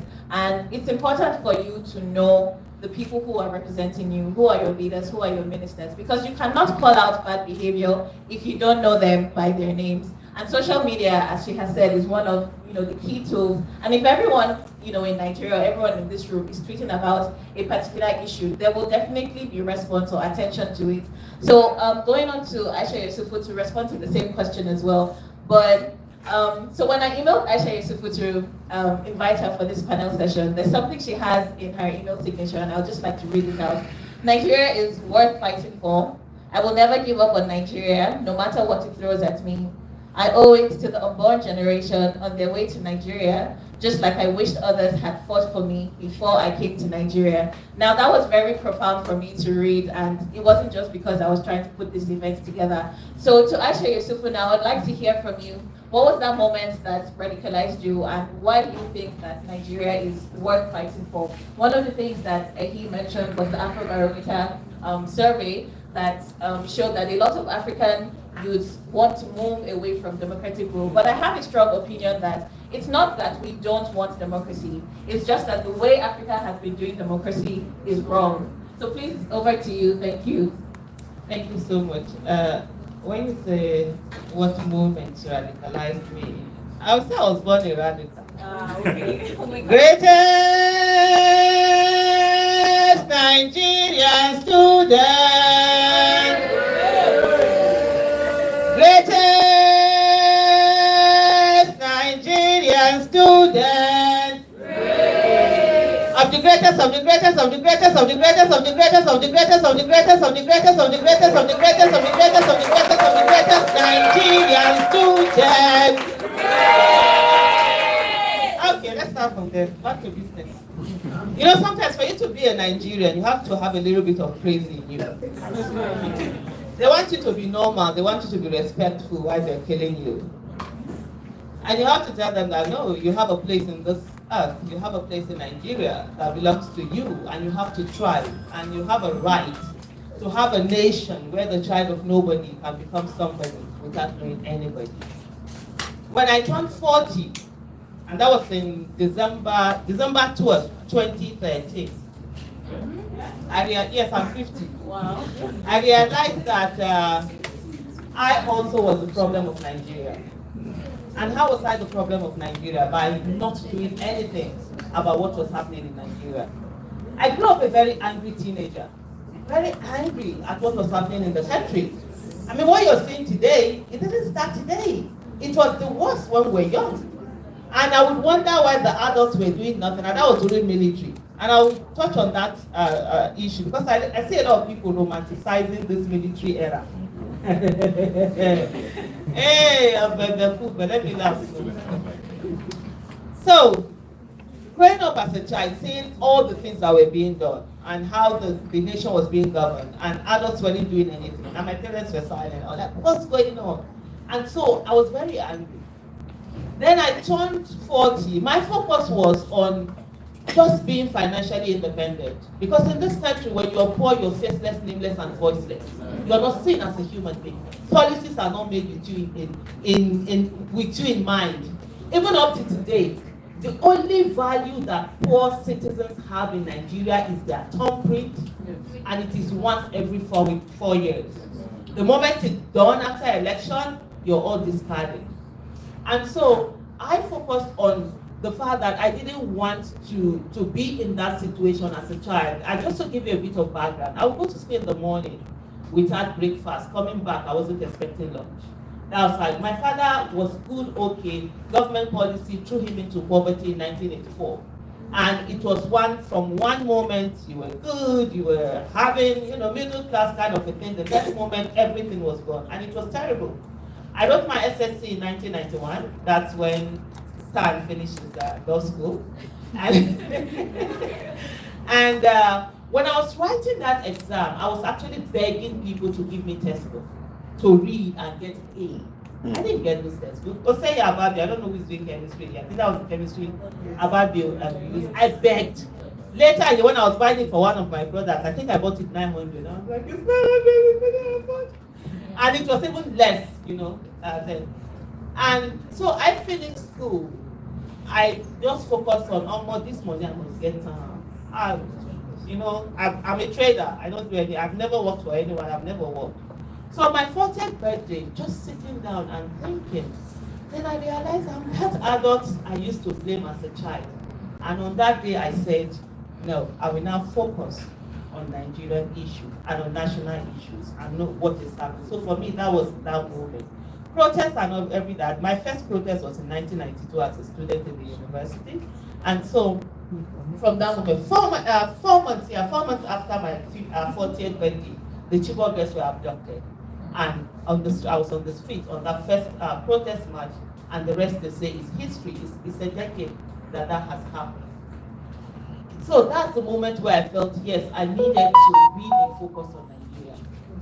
But the thing I said to you today, the citizens of this country have failed a lot.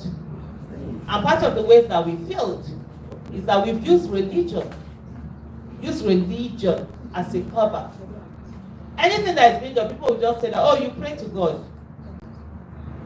Anything being said, people will say, oh, pray to God. God will fix Nigeria. God will not do for us what He has given us the capacity for us to do for ourselves. And we must take responsibility.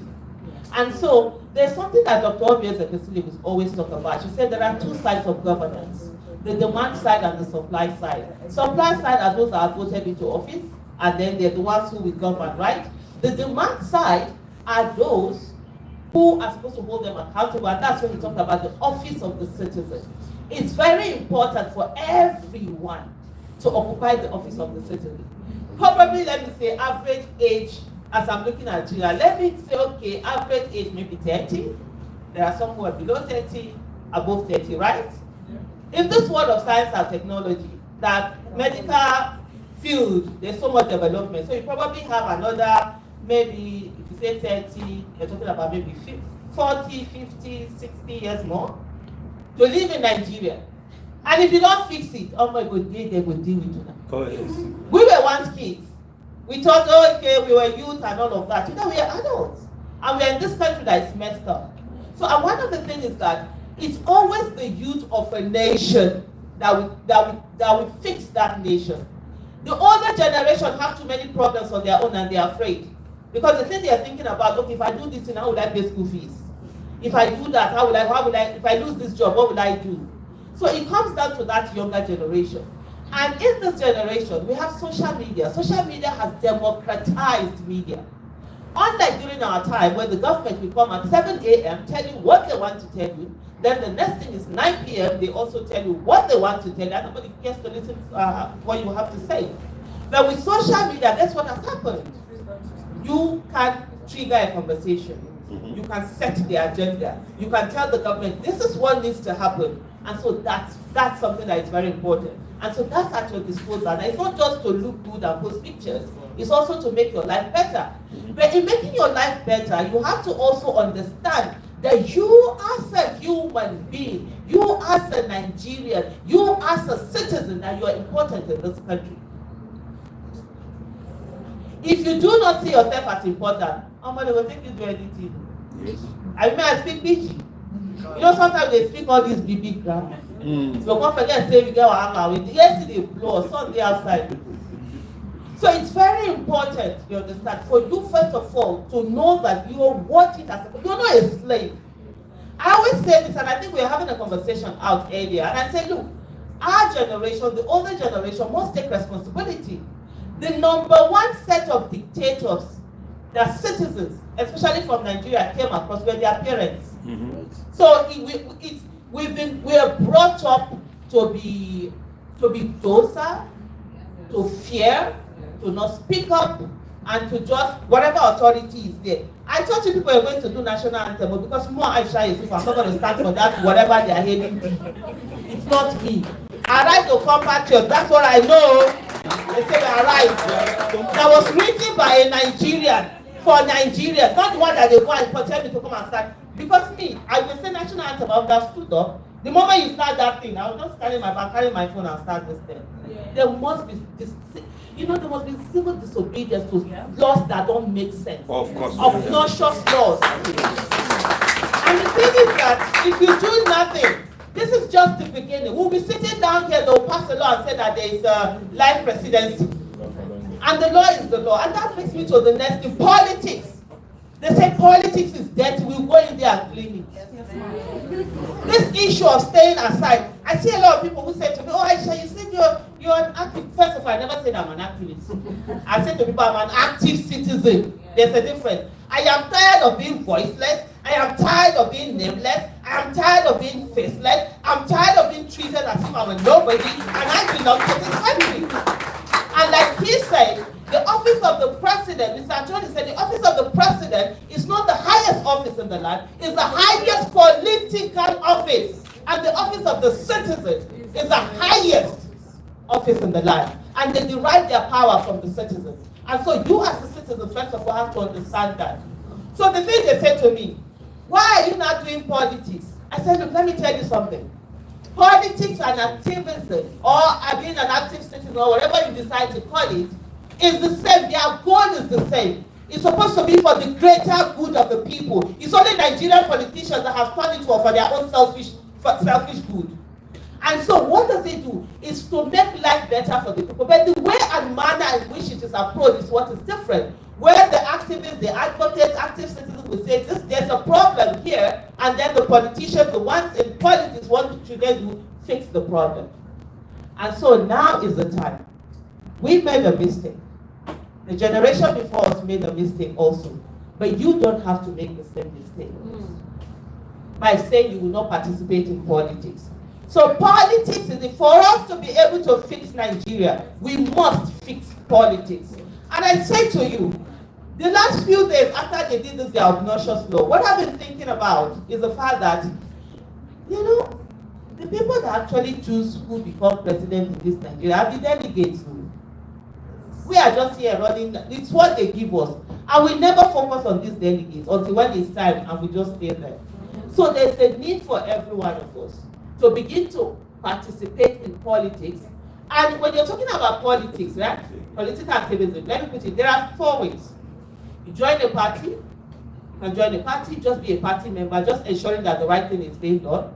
Or you decide if you have the capacity and the competence and the character to serve, you go in and run for office. Or you can campaign for people who are running for office. You can help them raise money for their campaigns, because campaigns are very expensive. And that's where they always throw people out. Or the final one is to say, you can make demands, right?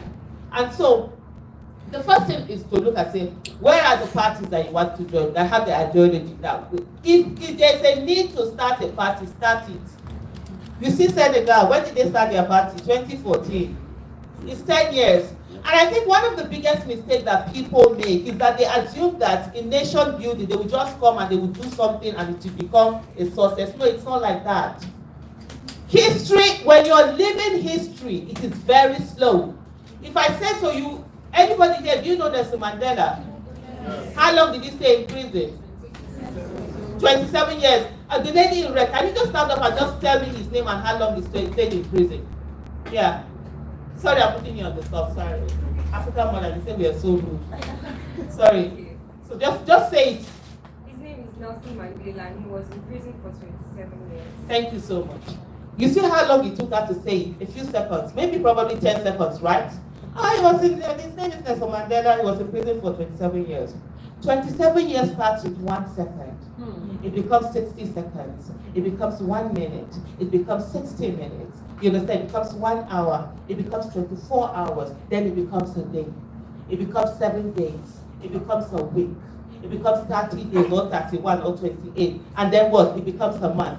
And then from that 1 month, it becomes what? 12 months. I'm still going, 12 months, it becomes what? 1 year. Then 1 year, 2 years, you get to 10 years, you get a decade. 2 decades, you get what? 20 years. And then plus another 7 years. That's 27 years. That was how long a man stayed in prison and refused to give up on his dreams. And he said no. And when they came to him with different kind of compromise, he said no. He stayed on in that prison. He came on from being a prisoner. And then he became a president. And then we would dare and say, because we have done something for 2 months, we've done something for 1 year, we've done something for 5 years, that we are giving up. I see people who come out and say to you, oh, Nigeria has done this, I'm tired, I'm moving on. Where are you moving on to? The people who are causing the problem are not going anywhere. And so you have no business going anywhere. Good must be more tenacious than evil. What we have in this world and in this country is that the people who do bad, the people who do evil, they never give up. They stay on. They keep giving it to us. And then when we sitting there, I don't tire. We die here, we go nowhere. Thank you.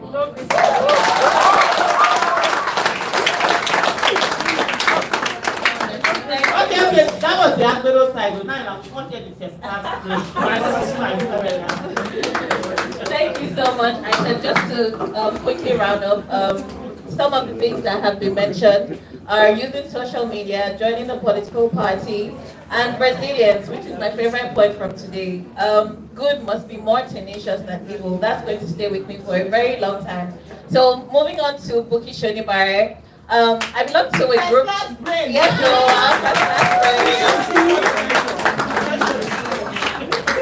I belong to a group where news about journalists who have been targeted, abducted, are shared on that group for rapid action or rapid response. And Buki Shonibare is one of the very active members of that group. If it's a protest, she's there. If it has to be a press release, she's involved in it. And so I just want to hear from you, how did that, should I say passion or radicalization, how did it happen? That's the word I want to use today. Thank you. Please, first, help me appreciate my sister. Yes, Thank you for what you do intentionally. Yes. If you want to find a woman that supports women, this is Aisha. Like, she will talk to you. You see the way she has been nailing me. The pressure is too much. Okay, thank you so much. The seed of radicalism was planted in me at age 12. Uncle Johnson, my father's friend, would come to the house and we would rub his hand around me. And my father would not know. And I recall how when Uncle Johnson comes, and it takes a lot for me to be able to sit here and call him by his name. Because there was a phase in my life where I didn't acknowledge or admit that I actually went through that sexual molestation from age 12 by Uncle Johnson, who at the time was around 50-something. So he would come to the house under the nose of my father and mother, who knew nothing like that was happening. So when everybody sits down, he would put me on his laps, and you know everybody is watching TV, you have no idea, but his hand is all over me from the back to my buttocks. And my father would be sitting there and they would be gisting, but this man is groping me. And then sometimes when he comes to the house, he will pick the center table and push it to where our shelf is and ask me to pick something from the top. He could pick that thing himself, but it's so that he can put me at a length that is at par with him. So he can touch me the way we touch an adult. That was how the seed that eventually grew started. Because even though I knew what Uncle Johnson was doing was wrong, I couldn't name it. Especially because Uncle Johnson would always warn me, don't tell your daddy. And even when Uncle Johnson comes to the house, we're 5, he would give me better gifts than he would give to my siblings. So if he comes with biscuit for everyone, he would give everyone 1, but later he would give me 2 or 3. Because he's going to come back again when my dad is not around to come and touch. Now why I said that was because I became conscious of the fact that what uncle is doing is wrong, but I didn't have a name for it. That's number 1. Number 2, I grew up in a home where my mom was domestically violated, was domestically abused. My mom would be beaten blue, black. The front teeth for my mom still shakes till today because of beating. And she has refused to go and remove it or replace it. So I grew up angry that I wanted to fight for girls that were like me, who couldn't name what was going on, but knew that there was something inherently wrong in that thing. I wanted to fight for women like my mother, who would, so when my mom is crying, you just be hearing, She needed to cry out, but she cannot cry because she didn't want us to hear. And she didn't want neighbors to hear. My mom is the example of how an abused woman can protect his abuser. And so I grew up wanting to fight for seemingly powerless women like my mom. But you see, the thing about a matchstick is that matchstick is there and will not perform its function until there is a spark. And so the spark for me that gave me, the opportunity to fight was Bring Back Our Girls. And so when the Chibok girls were abducted and we all came out on April 30th of 2014, what people didn't understand was that Bring Back Our Girls became a platform for me to fight Uncle Johnson and for me to fight every abuser that I met on the way. Because the thing about being abused is that you are silenced.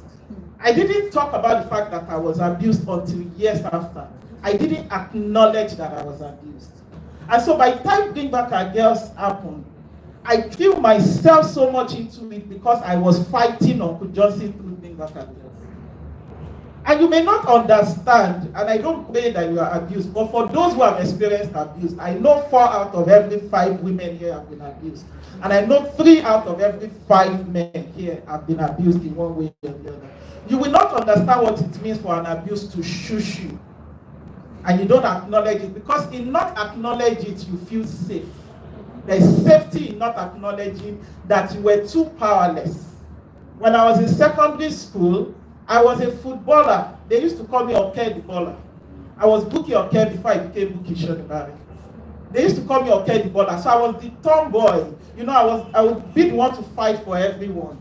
So when I was abused again at age 18, I lost that power. I was like, all the things they said about me was not true. Because why couldn't I fight on that 2-seater sofa where my virginity was taken away from me? I lost the interest in sex. I lost the willingness to want to have sex. Why? Because my very first experience of it was violence related. And so there is this anger inside me that is still brewing. So when the Chibok girls were abducted, I was thinking of how those Boko Haram members would be abusing them or sleeping with them without their consent. So I was fighting to bring back our girls. And then I started going to the northeast. I would stay in Chibok for days. I was going to Mesendari, Bama, Banki, Konduga, all of those places. And they were dangerous movements. But guys, I was fighting. I was fighting a battle. So Bring Back Our Girls gave me the opportunity to fight and win. Now, while all of the Chibok girls may not come back, at the strategic team of Bring Back Our Girls, there was a time we asked ourselves the question, what would success mean to us? And we decided long ago that success would not be when all of the 219 girls were brought back, but success would mean when one person is brought back. That in itself, we were successful. Dorothy was part of the movement, like almost everyone here. Aisha was also in the strategic team and also a co-founder. And so, the Buki Shonibare that you know is a Buki Shonibare that is fighting for something. So that was for me, where the seed was planted. Bring Back Our Girls became the spark. And there were so many other campaigns that we have led, like the Elisha Abo campaign, like so many others that we would lead. But recently was the Daniel Ojukwu case. And it was in the Daniel Ojukwu case, because I wasn't just on the Twitter platform. I was reporting at the police station every day for Daniel. And I saw corruption firsthand. I remember the Sunday that they got Daniel, because I'm the board chair of FIG. The very Sunday that they got me in, they got him in. They allowed me to see him. And so I got there, I'd gone first to the Nigeria Cyber Crime Center, where they brought him first. I was also, don't forget that a few weeks before that, the police had also invited me. And they interrogated me for a long time. But I won't talk about my story. I want to focus on Daniel. And so when I went to NCC, one quote-unquote kind policeman said that, let nobody tell you that they didn't bring him here. They brought him here this morning. And go to 4 CIDs there. But when you are going, go with a plate of food. Now that's your entry to that place. And so when I got to FCID, they allowed me to enter and I saw Daniel. And I was broken. Because even though Daniel was trying to be, but you could see, they got Daniel from a cell. What has he done? Do you know how Daniel was picked? On the road. He was, can I use you as an example? You know, so he was just moving on the street, and the next thing they just held him like this, and they said, we are police, don't see anything. And they started pushing him. And people were standing on the street. Which is why we noticed that at FIJ, we will usually, and everyone who joined in the campaign, we say that Daniel Ojukwu was abducted by the police. That was not an arrest. Because there are procedures if you want to arrest. You will have an arrest warrant, right? And you arrest somebody. Not that you pick somebody like that and you say we are police. And the next thing they did to Daniel was to collect his phone, his laptop, everything on him. Now, Daniel usually will go around with a backpack. In that backpack is his laptop and some life-saving kits. Because for everyone in FIJ, we prepare them for arrest. But on this day, he just told his mom that he just wanted to go somewhere to go and pick something. So they picked him on the way. When they picked him on the way, they told him he cannot call anybody. And all he kept asking was, let me call my mom. But they have collected his phone. And so when they collected his phone, he couldn't call anyone. We didn't know Daniel had been taken by the police until 3 days after. You all know this story. We were looking for him everywhere. Imagine knowing that your son went out in Lagos, but your son is now already in Abuja, in a cell. And so I was asking, did they show you any arrest warrant? He said no. Have they given you any charge? He said no. Did they say anything? Have they said anything? He said no. That they said they will interrogate him tomorrow morning at NCCC the next time. I said, okay, that's fine. And so, have you eaten? He said no. So I gave him the food. Unfortunately, the restaurant I went to, they only had beans. You don't take beans to a prisoner. Because Daniel was saying that he didn't want to use their toilet. But thank God I went with bread. And also, he was losing. He went to NCCC. Guys, it's a long story. But long story short, the Nigerian police force, while we have few elements that are good, is a very corrupt system in Nigeria. One of the policemen at FCID, by the third time I was going to see Daniel, he was just angry. He said, you cannot see him, you cannot see him. I said, why? He said, why will you be coming here? The only thing you are coming in with is your khaki, I don't understand. He said, don't come here again.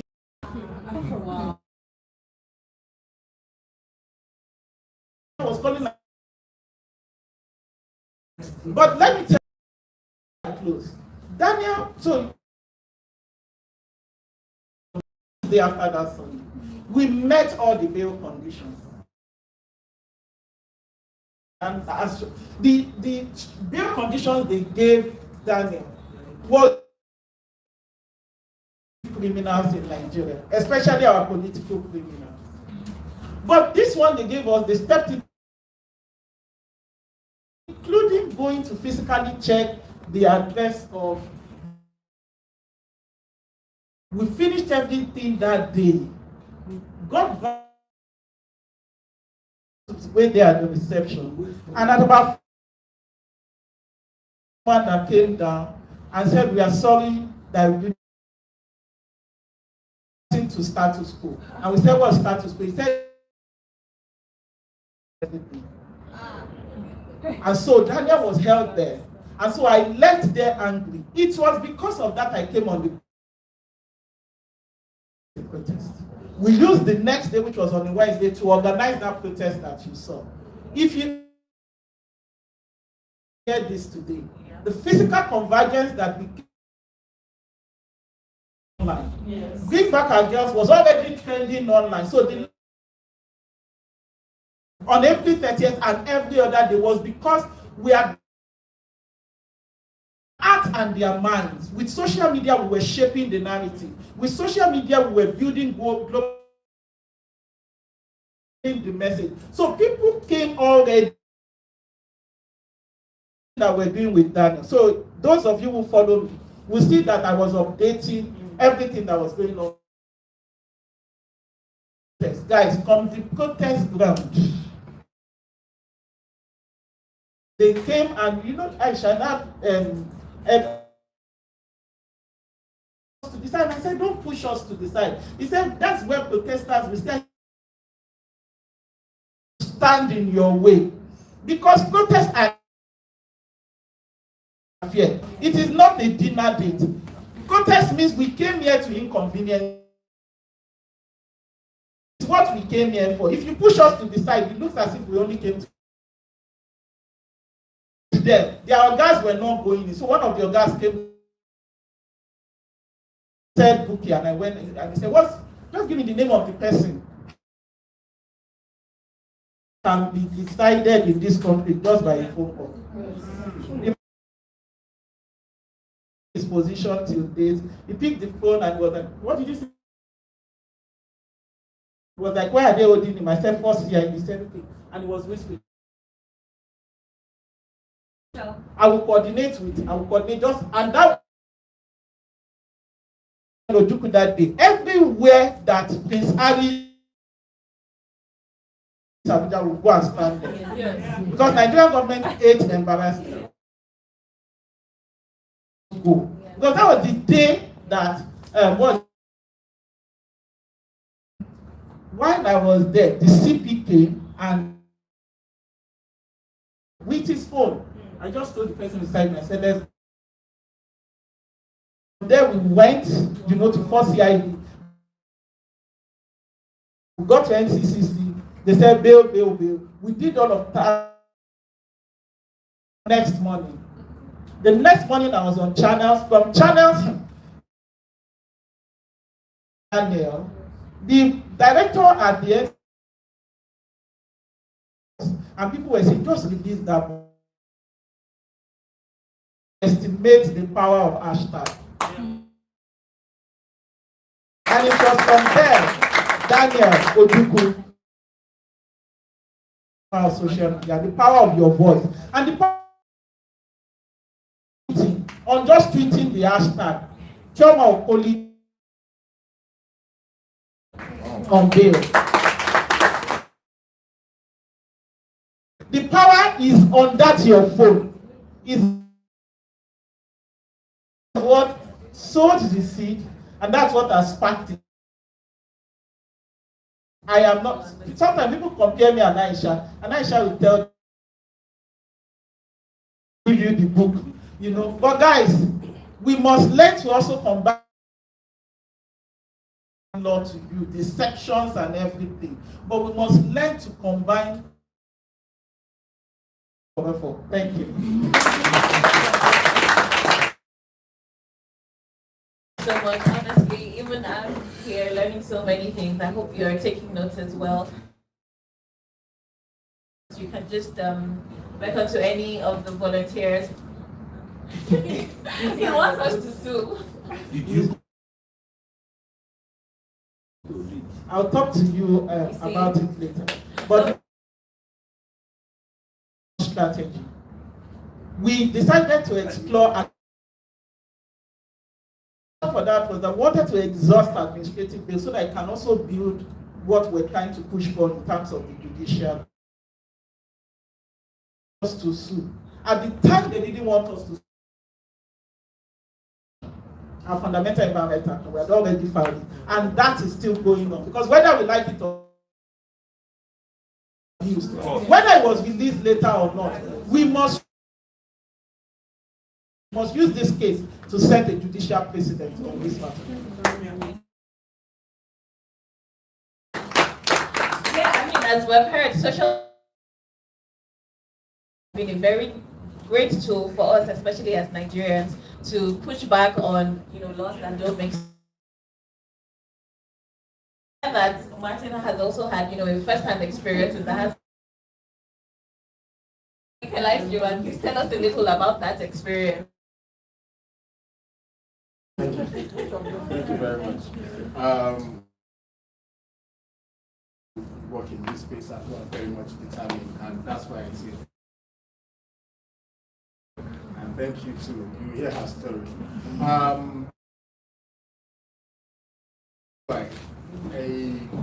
come from a family of relative convenience and comfort. Last one to the pamper. So, but there's just something. Tell these people that when you turn 18, you leave their house.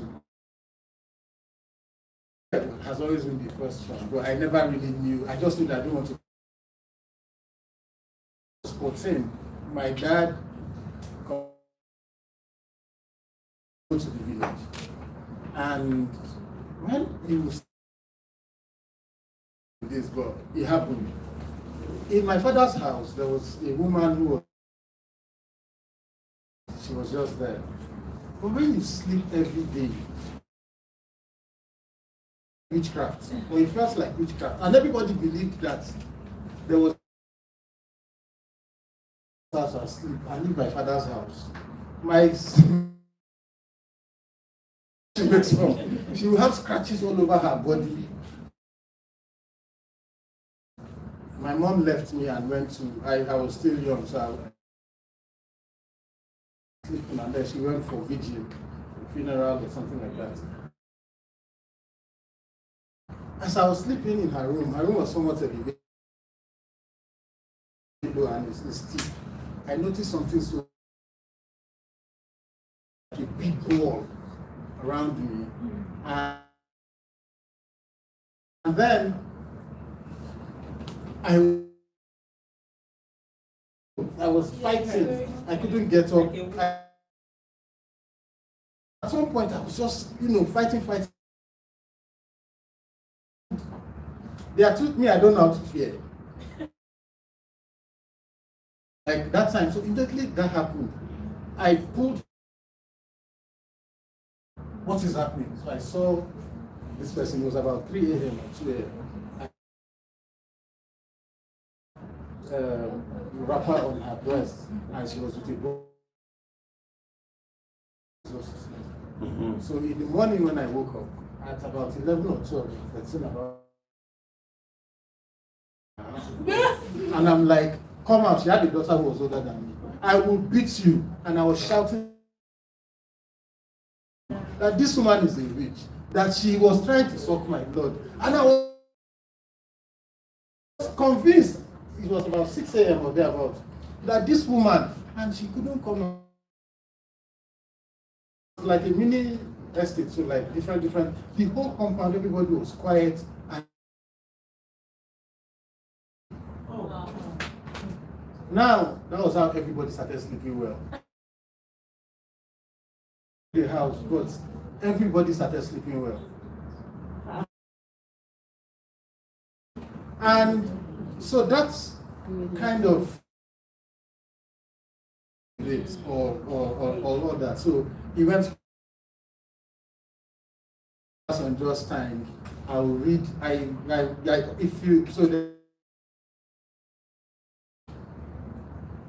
So I'll read the Sun newspaper, and there was always fighting between Orji Okalu and Obasanjo. Right.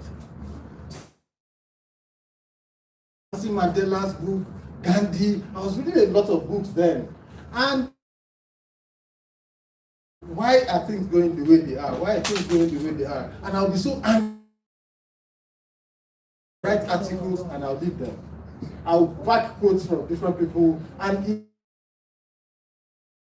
so fast forward to 2011. I was writing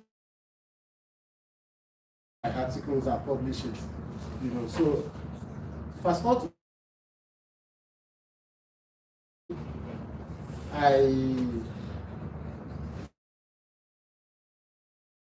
people were trying to reach out to me. Writing. So what happened was that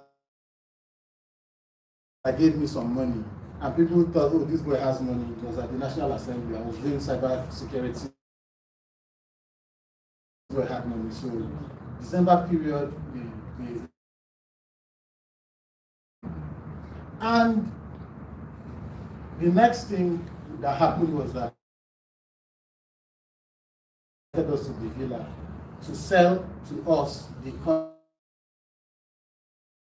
and all that. And we were the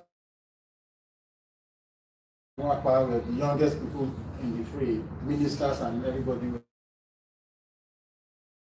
of them. So at that conversation, we said to them that we cannot sell this.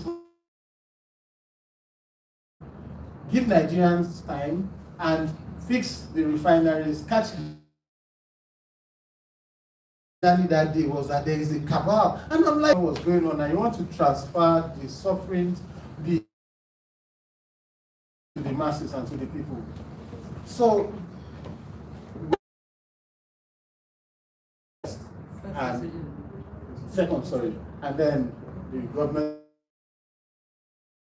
consultancy. So at that point, people who had gone to their various villages, I was in Abuja, and knew me that, please, so send me 2,000, my transports before. It is 3. And, you're giving monies out. After a while, I got so angry that I want to go to school. That people are taking from me.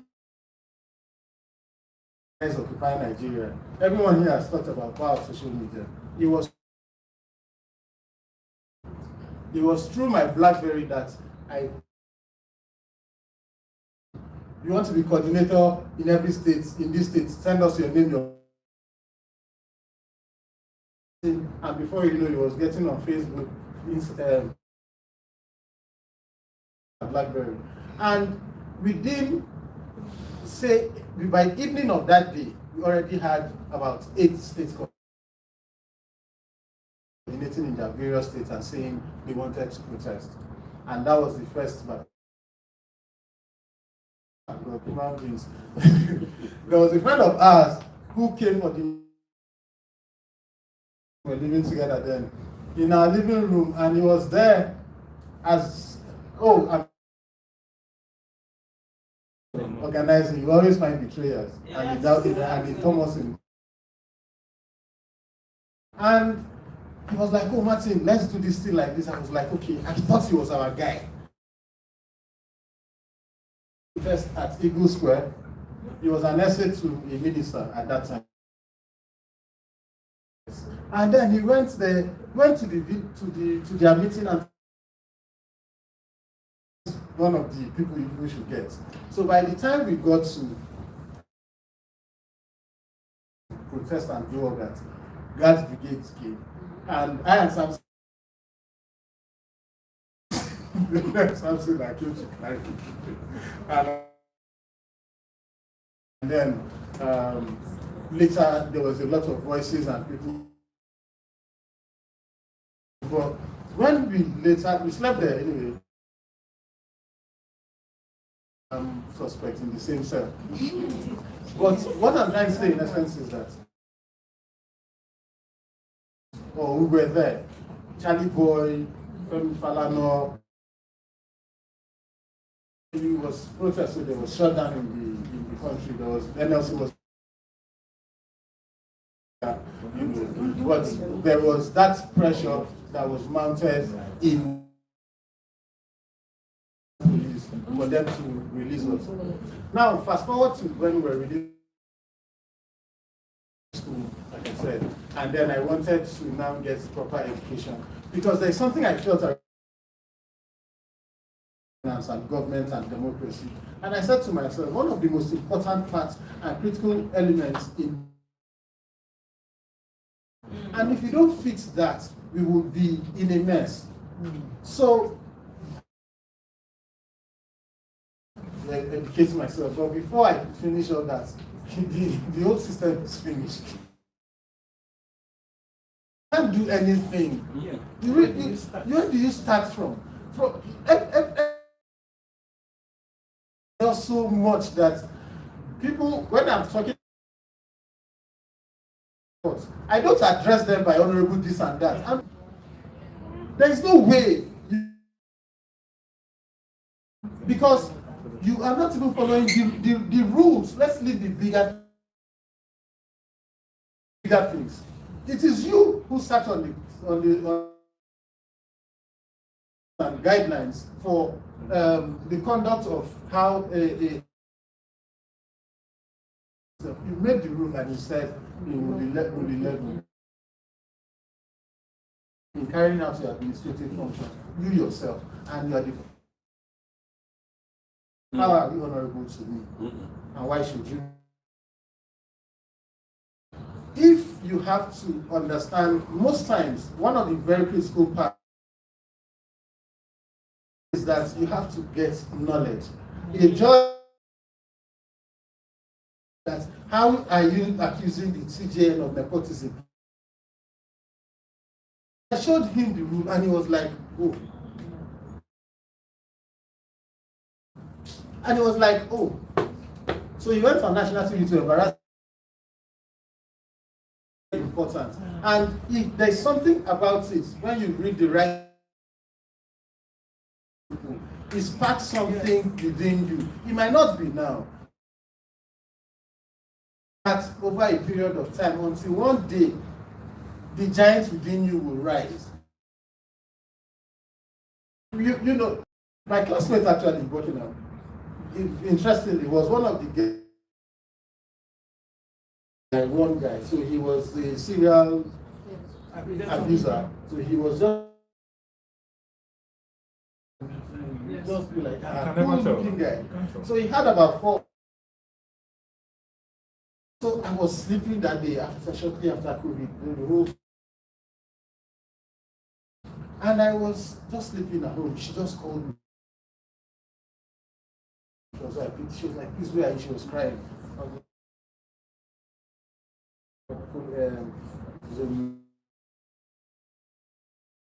And I see tongues, and not little things don't really, things that I realized that why should, but they were able to,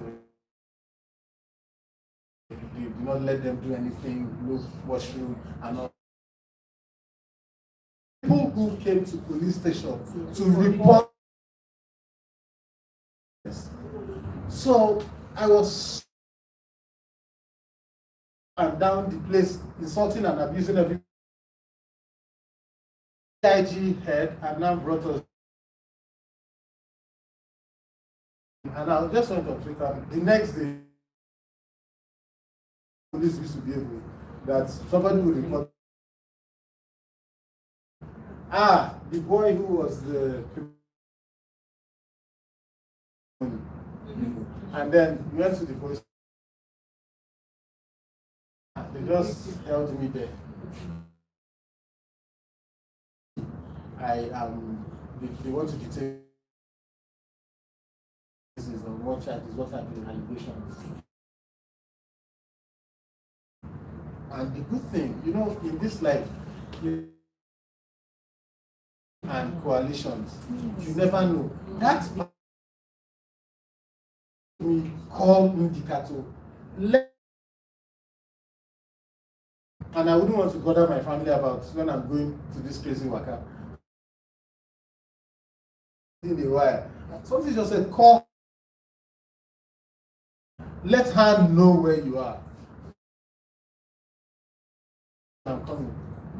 She was my saving grace. They had already, planned out statement sheets. So why am I writing statements? What do you do? Who do you know? Where you come? And when I said you want to detain. Sure, but just know that you'll be in trouble last. By the time I now said to him, I need to call a lawyer, I need to call somebody. No, there was a protest going on, and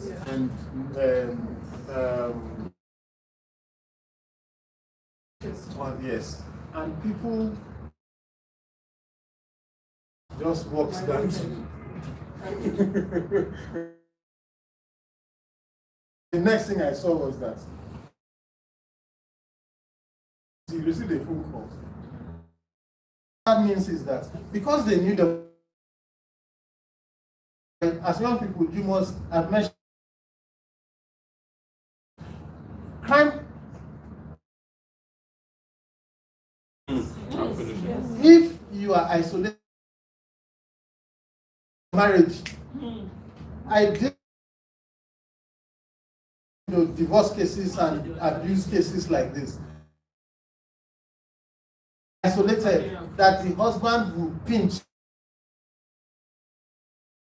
Try and build relations, friendships, work relations with people, and your support base. Be there for one another. If you're on your own, they will have forgotten and forget you there. So build this. Make sure you are present. Make nothing happens to you. You can make. Most of the time we think that, oh, it is not me. And the other day, and we kill it in marketing a very long time. So I was just driving. I felt like I wanted to beat him like the road. How much? 4,500. My and I was asking them. So it dawned on me that insecurity, so you are thinking you don't concern you. But in the prices of yam have escalated. You are paying for that insecurity indirectly. So there is this jersey. Nothing normally, not to talk of waiting no can concern me. Anything concern you. Your neighbor, what happens to your friend concerns you.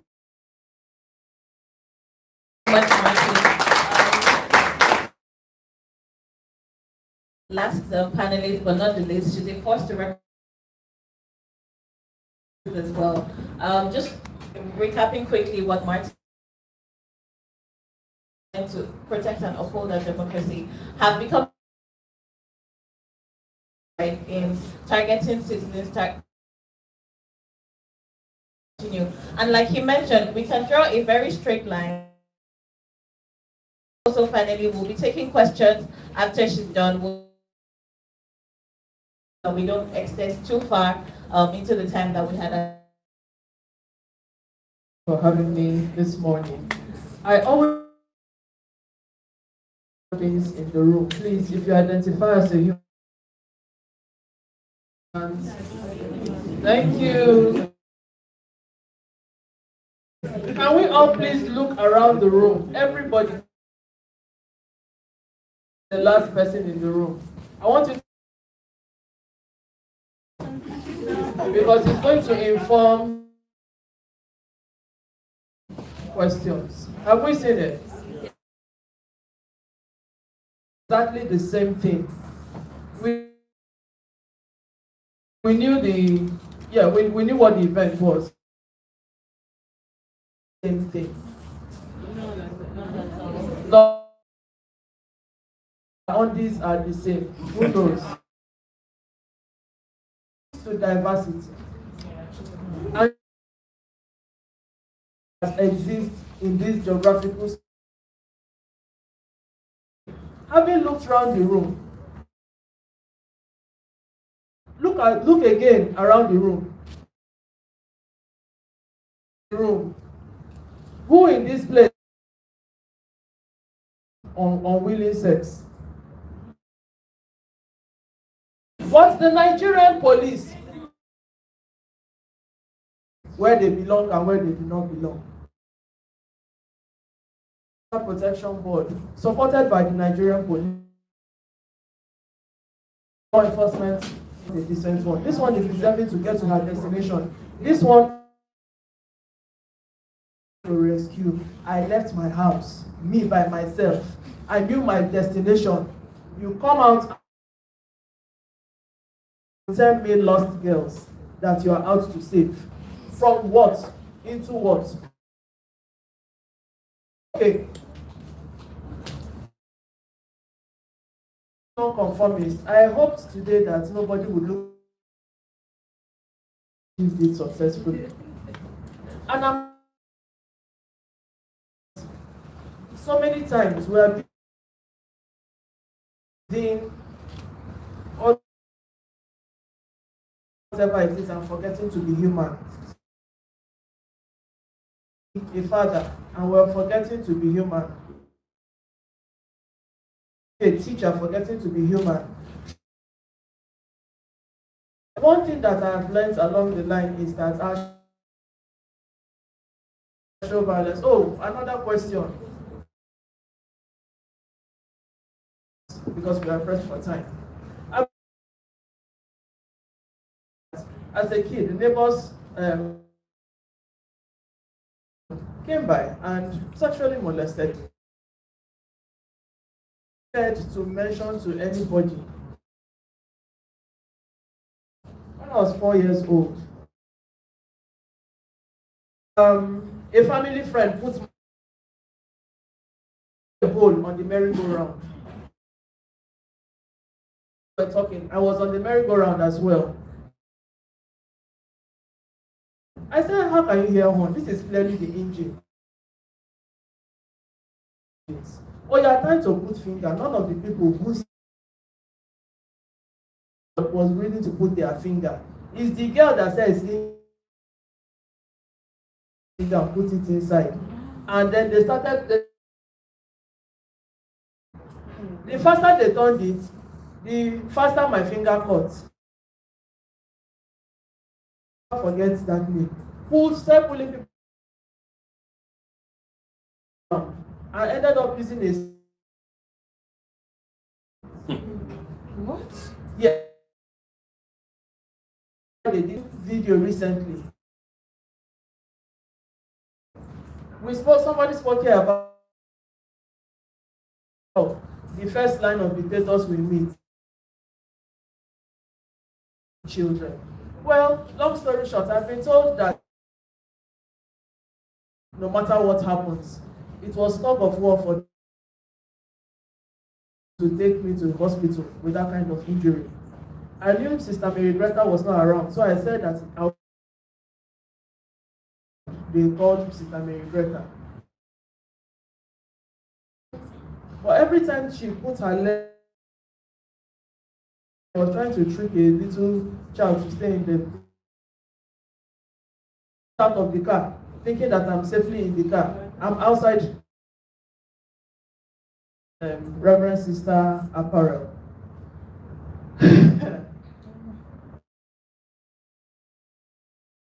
What was my argument? They cannot carry me to the hospital in Ben where my parents drive possible to ensure that I did not go on that trip, because I had gotten the instruction from my parents that on no occasion should I leave.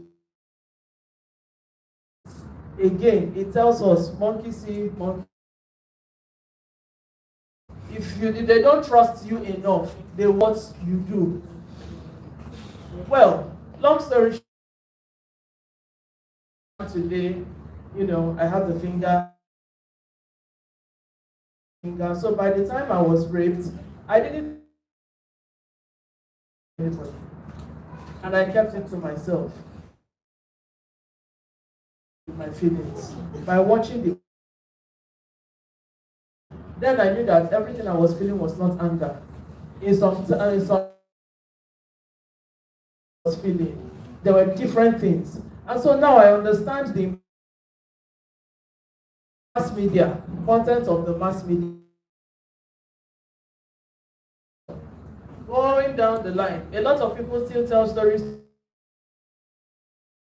against injustices they.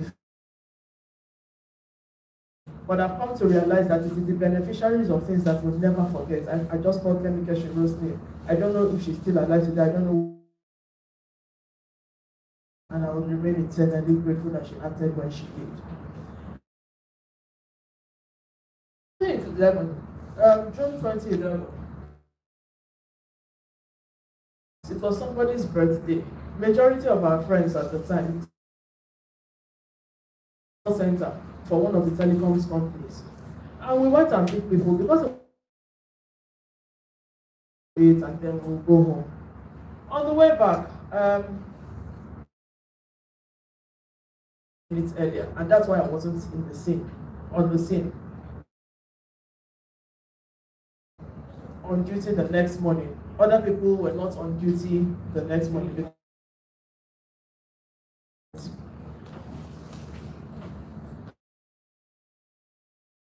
But the next day, somehow, a friend of mine called who was with us, and she says, please, I need money for, I'm sorry, I can't tell you, but I said, okay, come and collect the money. When she, is it not us that hung out together? Injuries from where? That, well, she needs to go and pay the money for her bail in a that environmental protection board. Why are they? I said, okay, let us go to the place. I'd like to accompany you. to drive or to pay for taxi. The gate. They say, she identified herself. She said, I'm one of the girls they pick. All those are shower people. Quiet, we went inside. She went to the lawyers. You yourself. Now they are calling you a shower. She said that they detained her in this room. Everything. Okay, we went to the place. Has been charged. People were very stubborn. Apparently, while they were there, who decided to say bye to some people and vehicles that were going in, buses. Other people followed the buses and went to the AP. And then by the time they got to the place, they saw the girl, the way she was pulled out of the bus, she landed on the. This is a very yellow girl, daughter of a police officer, NY ID card. Then they came out to. The people came out with guns, slashed the tires, marched everybody out of the three. Then from their office brought a bag, a nylon bag, and then took pictures of these people. One of the girls made a call to somebody she knew as a police officer. It happened to be the then GP of Gariki Police Division. The person came to attacked to the APB office, in the middle of the crossfire. But it was the police that took the person to other things. How did I meet that person? Through NTA. What did I do with the information? I didn't know. I now started documenting it. Well, I met an 80-year-old woman who had said at the time that she had was sent a task force now, and nobody was saying anything about it. Not safe. One of my clients put to bed a month after she was abducted, along with waiting for her husband to come and change tire, and they carried her away. There are so many videos of this. So because when they carry you, they say if you don't want to go to jail, you pay this money and then they document you in a particular. People did not know the importance of the actions. When I saw that, what was the crime? And then I started documenting, and then I started reaching out. I'm still alive today because of social media. Twitter gave me different warnings, threatening to shut down my everything and everybody in any way that I thought was, And then eventually somebody called Aisha Oshori read my story.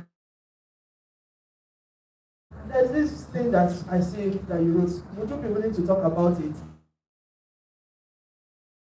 She witnessed one of those abductions. It was another person who had the absurdity is called. Forgive me for seeming to be eavesdropping, but if what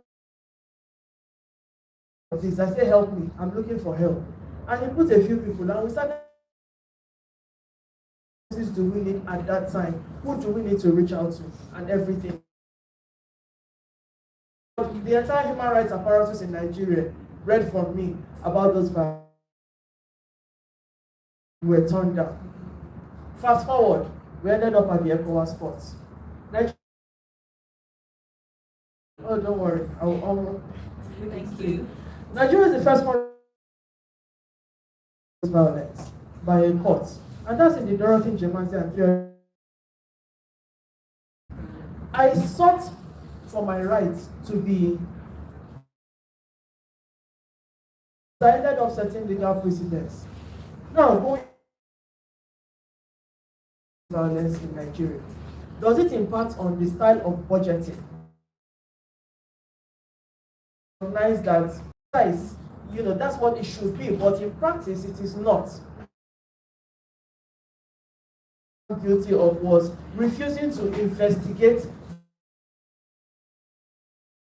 we had made, and by so doing, they forget. At Kudu he locks, so she removed her child so that she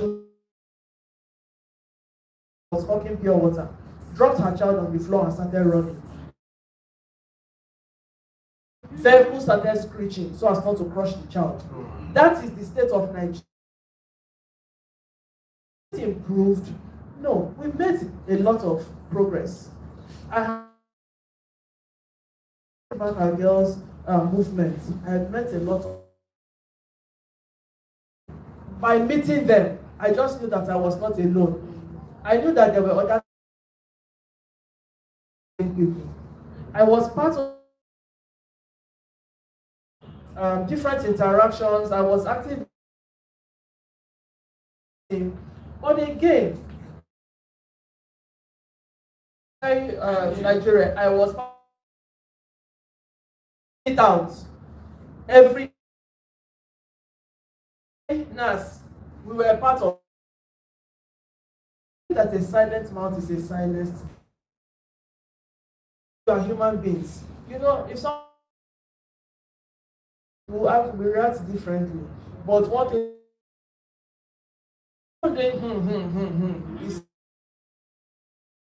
what is plaguing us today. I hear a lot of people. We love that you have been raped over 50 times. I hear you. How you feel is valid. What you're experiencing to an extent. However, what are we? This anger into something that will benefit us is ensuring that not go through the rubbish that we are facing today. The Manze Foundation, when they come and you need to help them get to set up something or to pay a bill, they don't have a means of. Man that they are with has told them you don't do certain things to prove your love to me. Number one, do not work. To public transportation. So who pays? In fact, it is so bad that the man withholds if she is not obedient enough. Be told her children are taken away from her, thinking that they need to keep living through the Violence Against Persons Prohibition Act. I don't know what the national law. We have such a strategic tool, the beauty of the law, to can in situations where we have a lot of best to endure the day and survive. Some people wake up angry that they woke up that day. Recently, we have high numbers of children. I'm talking adults. Because the us and we are transferring aggression. Who do they run to? Where do they go to? Some people are not able to pay their school fees. Is there where can you go and get the resources? I say about the women who don't have ID cards. I hear different things. My oga say make I bring. He say if the honorable, he like big person. If you bring my voter card, maybe things we live with every day. But during the elections, I never everybody you vote. Truly, do the people own their votes? Do the people know the power of accountable? Do the people, there's a lot interested in amplifying people's experiences and one would have thought that reflection, but they have done the ultimate. They say if they change the lyrics of the national anthem, but I was just showing him that maybe we should go back to that short tomato something. Yeah. Go back to that. Are we going to change it to fix it, or are we going to beg the Brits? We'll start over from the beginning. There's a lot of media is one thing you should never let anybody take away their space. The social media platforms regulate their space enough. This government is not investing in. Who provides your security? What taxes that is to be paid to government? The question I ask again is for what? Tenement provided for us. So I hope we are angry to actions that can be seen. And everybody has an interest or a particular interest. Whatever your story is, it is valid enough. And needs a whole lot of people. We are talking minimum wage now. It's more than minimum wage that exists. How much is minimum wage? Can you open up? Things are needed. So how are people coping?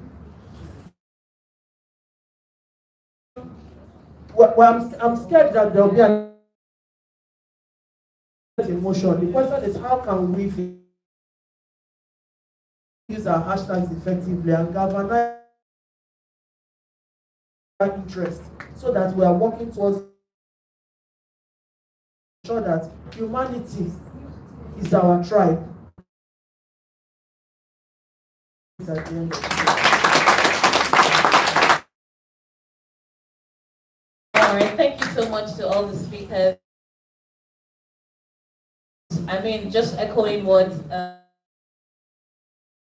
this panel has said, social media is a very know that the Nigerian government is coming for your digital on how to prevent it. A number of us here are involved in, advocacy rights, and I know we'll be collecting or sharing more information with this. It's a representative of one of who are doing things to promote, democracy. What these organizations are, how you can keep advocacy efforts that take place largely online. So thank you. Unfortunately, we can't take a lot because our time is really, really fast spent. I would like to rest. If you have more questions, you can definitely tweet your personal social media handle so that you can ask those questions. I would also like to call on my colleagues, Mahmoud and Enobong, to just and then we can go into the Q&A session for taking your questions online. Thank you so much. Please let's so we should take the questions first. Okay. All right. Okay, so 5 questions. Presents all the panel.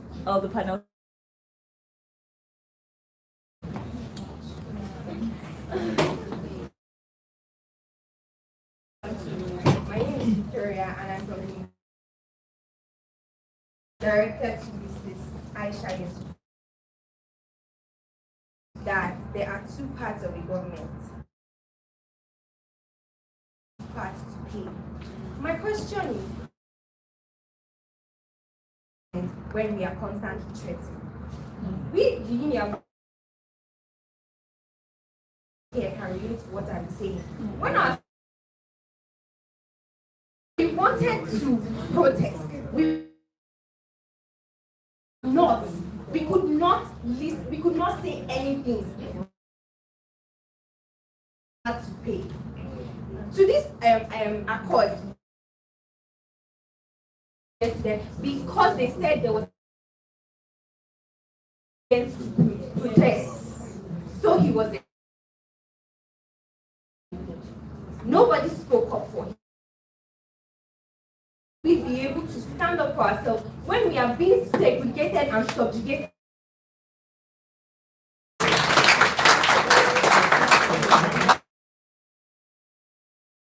Take all the questions, please.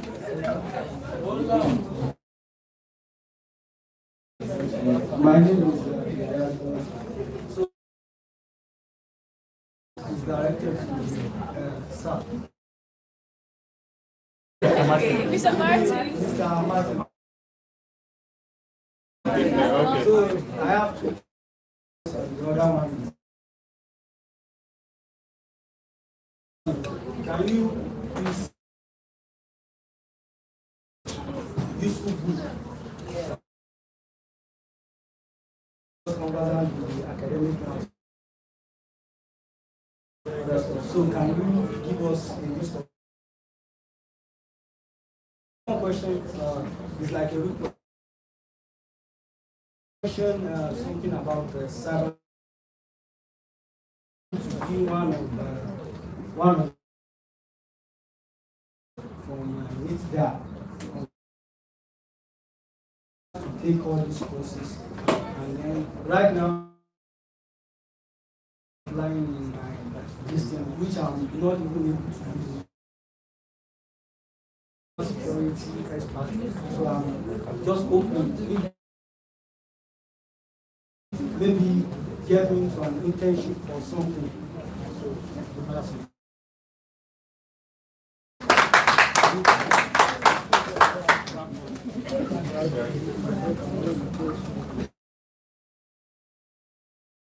My question is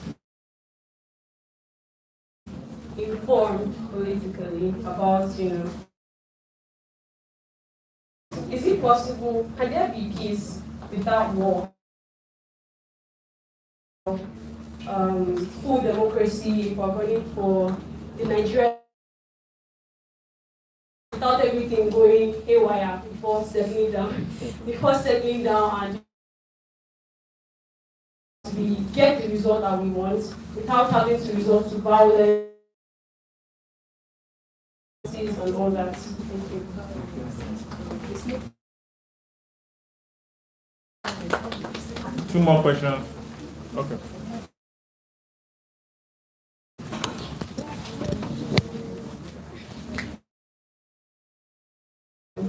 My name is Christiana. So okay, so first off, now we're all saying we should stand up, and some of us generally don't even believe in the youths.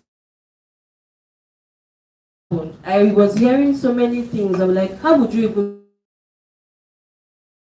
when there are people that are like you that want to bring up that mandate that we're all, we believe in ourselves or believe in people in our category.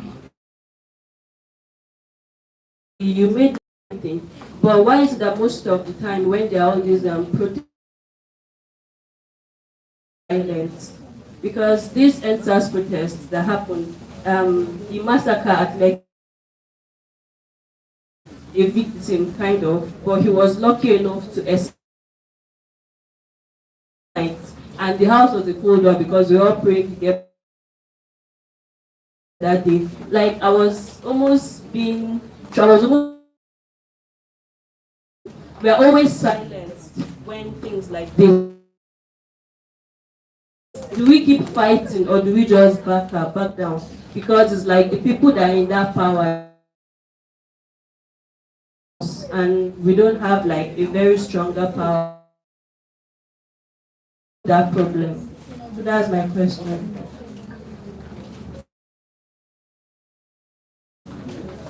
Okay, I think, yeah.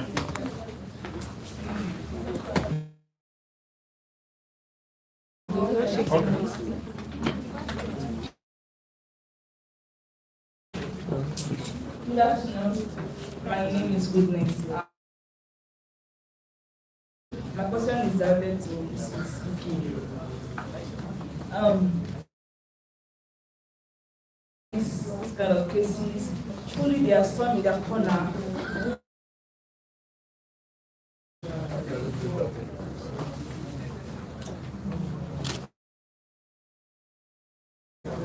It's okay.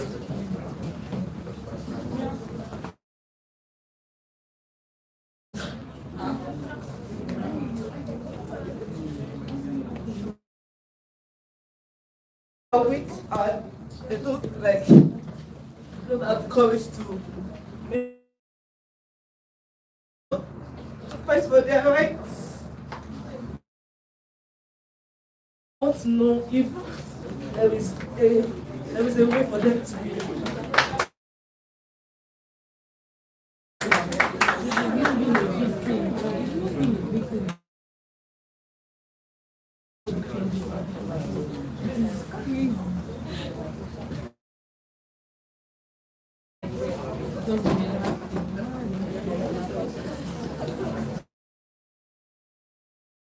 This is something very unfortunate. Don't be sorry. Yeah, don't be sorry at all.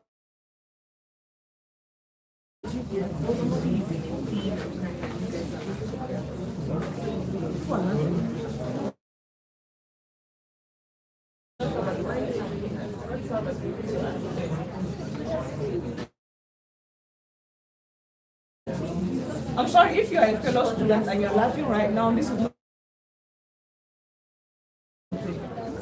Your fellow student is actually going through something, and some of you are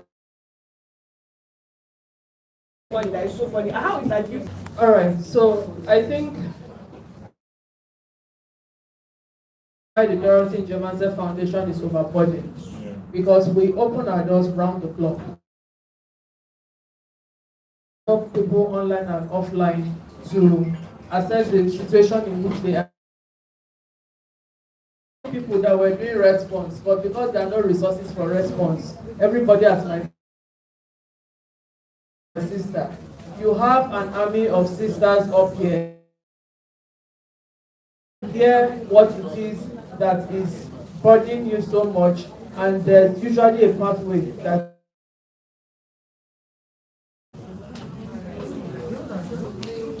Are we together? Please, can we have one?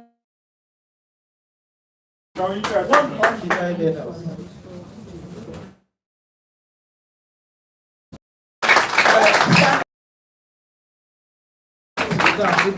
Please, let's clap and celebrate ourselves. Thank you. We can sit down. Stand up to answer your question in honor of this courage that you have demonstrated. Can we have no idea the number of people that you spoke of? I didn't know anybody at the first person you need to speak to. That you're able to tell yourself that you're able to see goodness. Yeah. And you're able to tell yourself that tweak your mind to accept that this has actually was myself privately and asked that question. And you didn't say whether it happened to you. That publicly is a celebration. First win. I worked as a house help. I was and one family in the UK. The first family before I lost my virginity. Uncle, he was a veterinary doctor, and I was living with them. His wife had gone inside. He would come I'll say yes, then he will look at me, ask me to turn around and look does not look time in the UK as an adult. The first thing I wanted to go and do was to go and. So when I see people enlarging theirs, I'm usually because that was why Uncle David wanted to abuse me. Because I was his mate. One night I woke up, I was sleeping. Uncle David was dead. It is still in my head. How I looked up and his face. Because he was not, according to him. That Uncle David did that. My mom will ask David, and what that meant was that I will promised by Uncle David the opportunity to go to school. Really not. I achieved all of those 42. I didn't go to school. Did my certificate. They're like, hey, I achieved all of those in the. I've been abducted.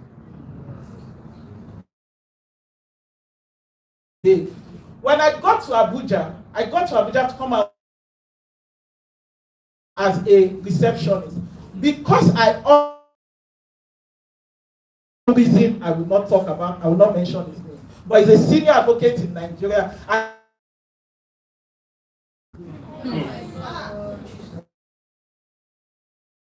On a particular matter that I led in his office and drop it on the. When I crossed over to his table and I bent like this, he will be put. But you know why I couldn't leave the younger brother's education was relying on my salary. He was relying on my 13,000 naira salary. So I dare not talk about it and I dare not leave that office. That were dependent on the salary that was coming from this person. Before I had the courage to leave. This is the first time. So goodness, the first person that you need.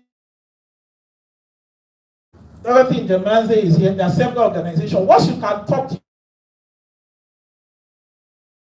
and took the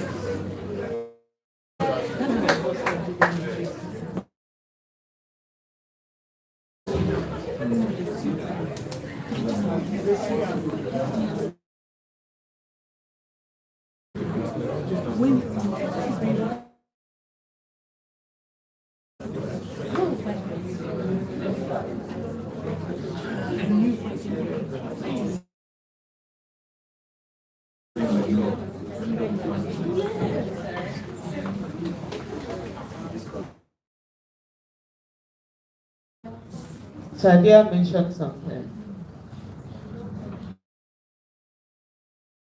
There's a problem. You know, one of the things about never be victims. Yes. When you see other people going through, they must have done something either wrong or one way or the other. But let me tell you,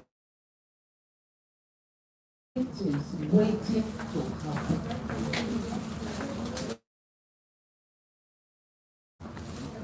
That yesterday's victims were once survivors. Before it happened, happened to them. And they survived, and some of them giggled. Some of them, until when they became victims. Today's victims are survivors. They thought it will not happen to them. And tomorrow's victims, guess who are tomorrow's victims?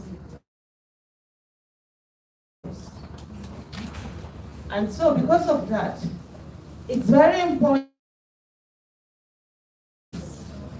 Put yourself in the position and say, what if I was told?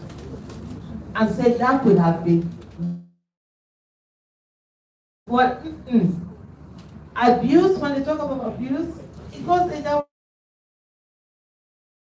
power. There are certain people who use their power and abuse. So please, just take a moment and say, why is this person crying? Why are they feeling? And what if I was the one that was feeling the is to empathize and not to giggle, not to laugh, make it seem as if it's not important. That's somebody's life. There are people who have been mad for a single act that someone has done somewhere. Let's always think about that. And don't ever forget, even be selfish. What do I do to ensure I'm not the one and somebody else is not a victim? There are serious, and I'll just talk on a few. The first one directed at me, and it says, how can we play an active part in government when we are threatened? You know, and she resuscitated, right?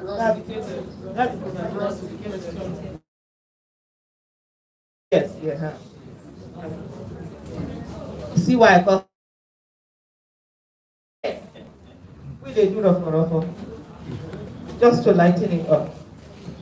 You see,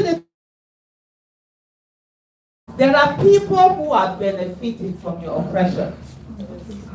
And I don't know who mentioned, I think you were one of them mentioned. What we have today, unfortunately, student unionism has deliberate, and I tell you, it's most of the. I said this on. I tweeted this as someone was telling me, "Hey, let me come and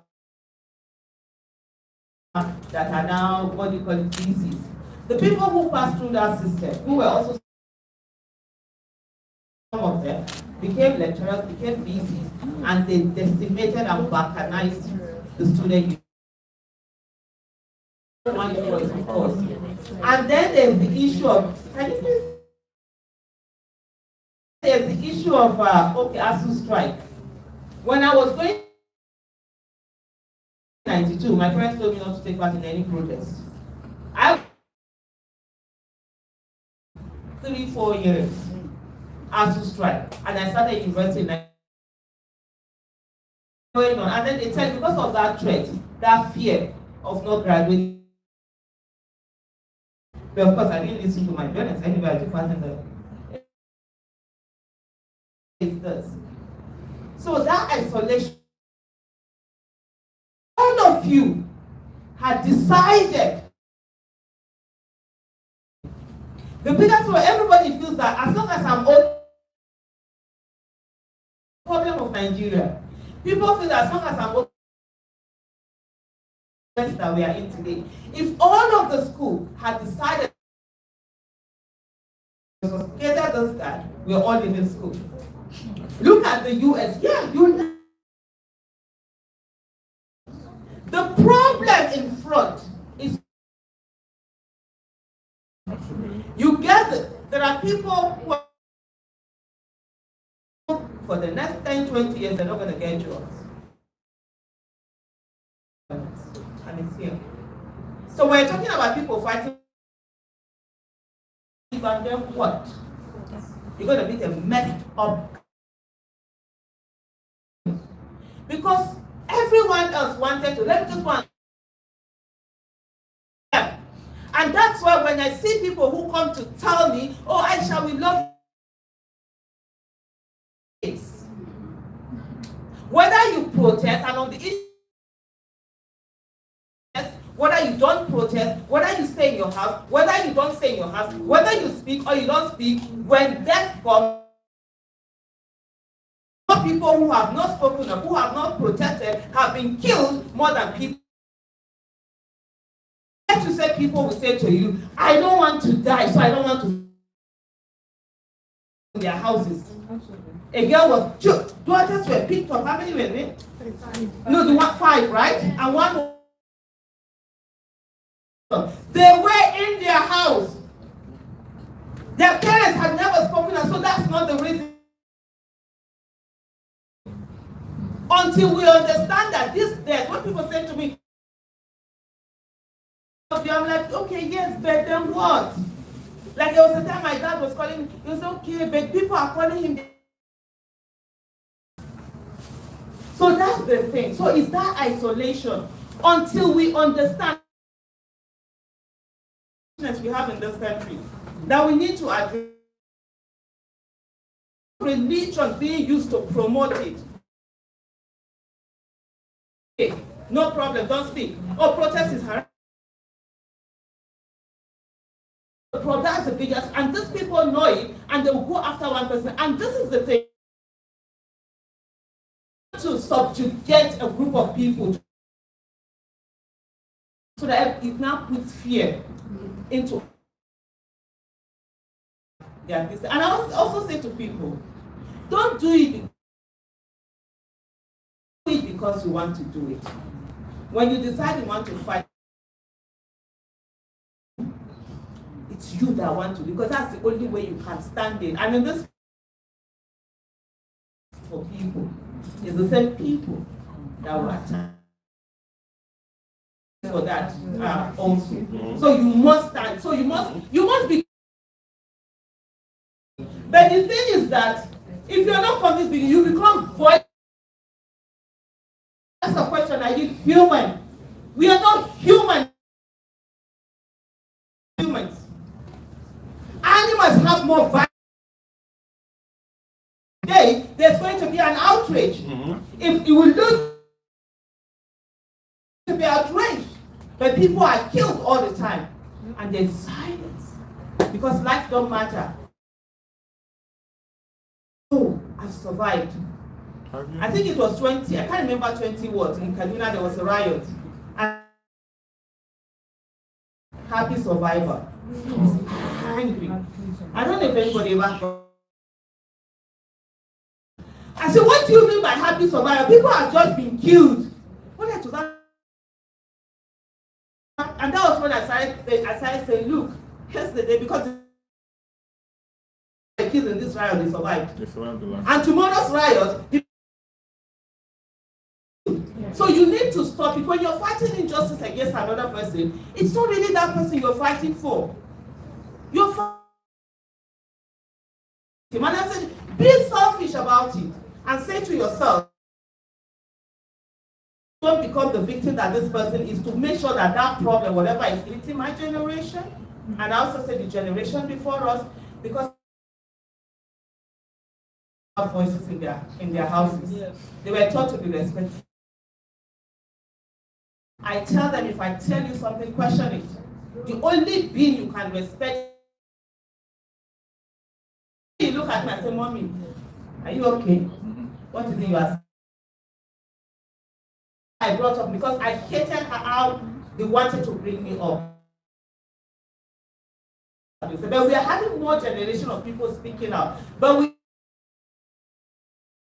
so it's something that needs to be worked on. Yes, there will be oppression. The oppression and stand against them. It's like a bully. You stand up to a bully. If you are afraid, the fear of something is greater than that. It's that collaboration, working together, standing and going on. And send you out. There are many. They want to be the good people. It's okay. Go on and keep being a good person. There's no name they've not called me. They say I'm a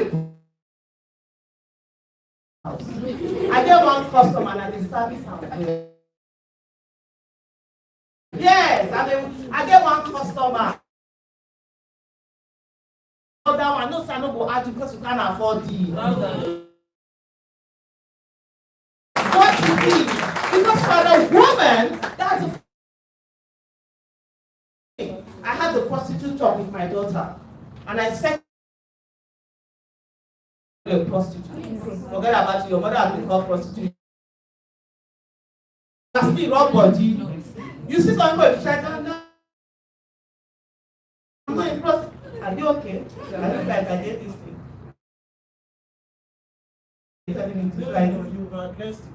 Oh, okay. And then there's one of yeah, can we have peace without war? You know, I grew up, my dad, if you want peace, be prepared for war. If you want me to die here, now we die here. I don't send anybody, Papa. You see my sister there? She's a lady. Prima. She be like, yeah, no, those good people. I'm not a good person because good.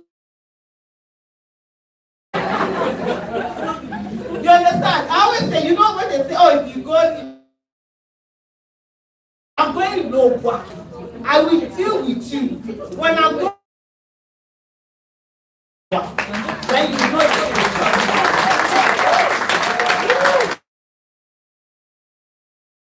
there's like social media, people insult you, people that abuse you, you need to have the you talk one, you don't for long talk 10, or I can't go and do my own. In terms of building the nation, we always think, oh, revolution or something, we're going to get it. Who will you put in there? Building is very difficult. You will stand your ground so that people they know. The most important way, the revolutions in the world that have worked. You need to build system. You need to put things in place. In this room, Abuja as example, who can we get here that will be anybody six area councils? Okay, 6 of them. Can we have chairpersons? Do they have how many whatever? Can we get them here? It's difficult because I don't want to do this. But the people that are ready. So our nature aborts vacuum. And if you don't do it, the mess we are in here today started in 19. To my son, my first son in 1999, he's 25 now. He was. Why are you eyeing me? You think I don't have a 25 year old? It's you. I have a son, you understand? I gave birth to him March 13th. May 29th was when we had democracy. Abdul Salam was saying that he was leaving. Many people didn't believe that taking part in the body in democracy, that fought for democracy. You know, they didn't take part. And then criminals, some of them they came in, they ran for office. By the time they entered, they couldn't remove them. Those ones had fixed themselves, all of those type Bakassi boys, all of whatever, and a lot of people, and that's where we are up to today. So why faith in it is still going to be the same problem. Even if, for example, because I see a lot of people romanticizing this, let's do it for John, who gets in. If you don't have anybody getting it, these people will get it. You will be there. There's an address. And then they will come again, and then it continues, and you're wondering and asking yourself, was it?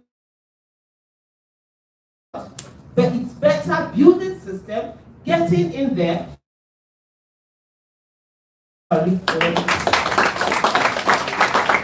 So was whether there can be peace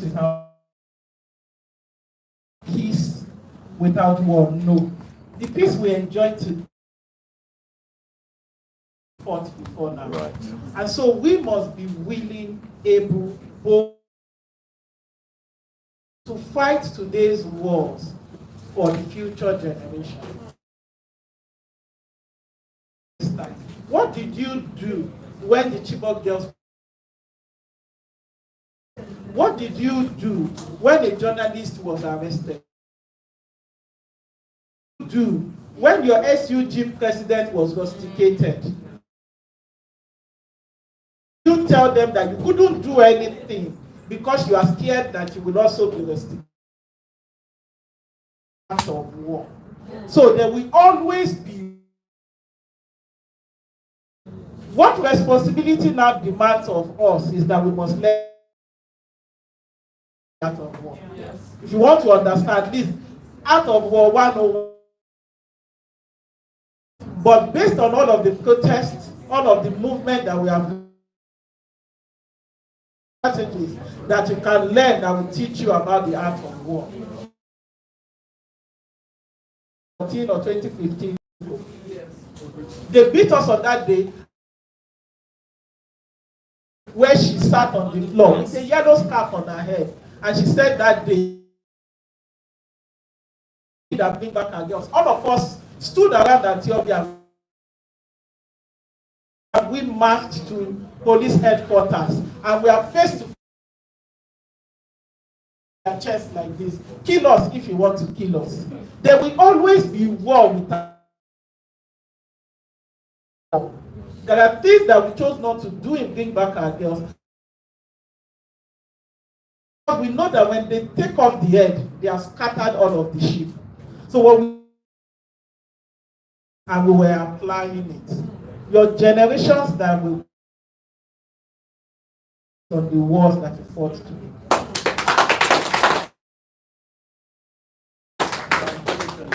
So you might want to come to of the books because the books I read might not be good for you. All right. Okay, so this pictures with the keynote speakers and panelists, please. And yeah, we'll and a recap of this session. And I hope that a new sense of resilience and the will to fight. I believe approximately 1 hour, but if you can go outside, we'll share resources to your school group. Something for you guys.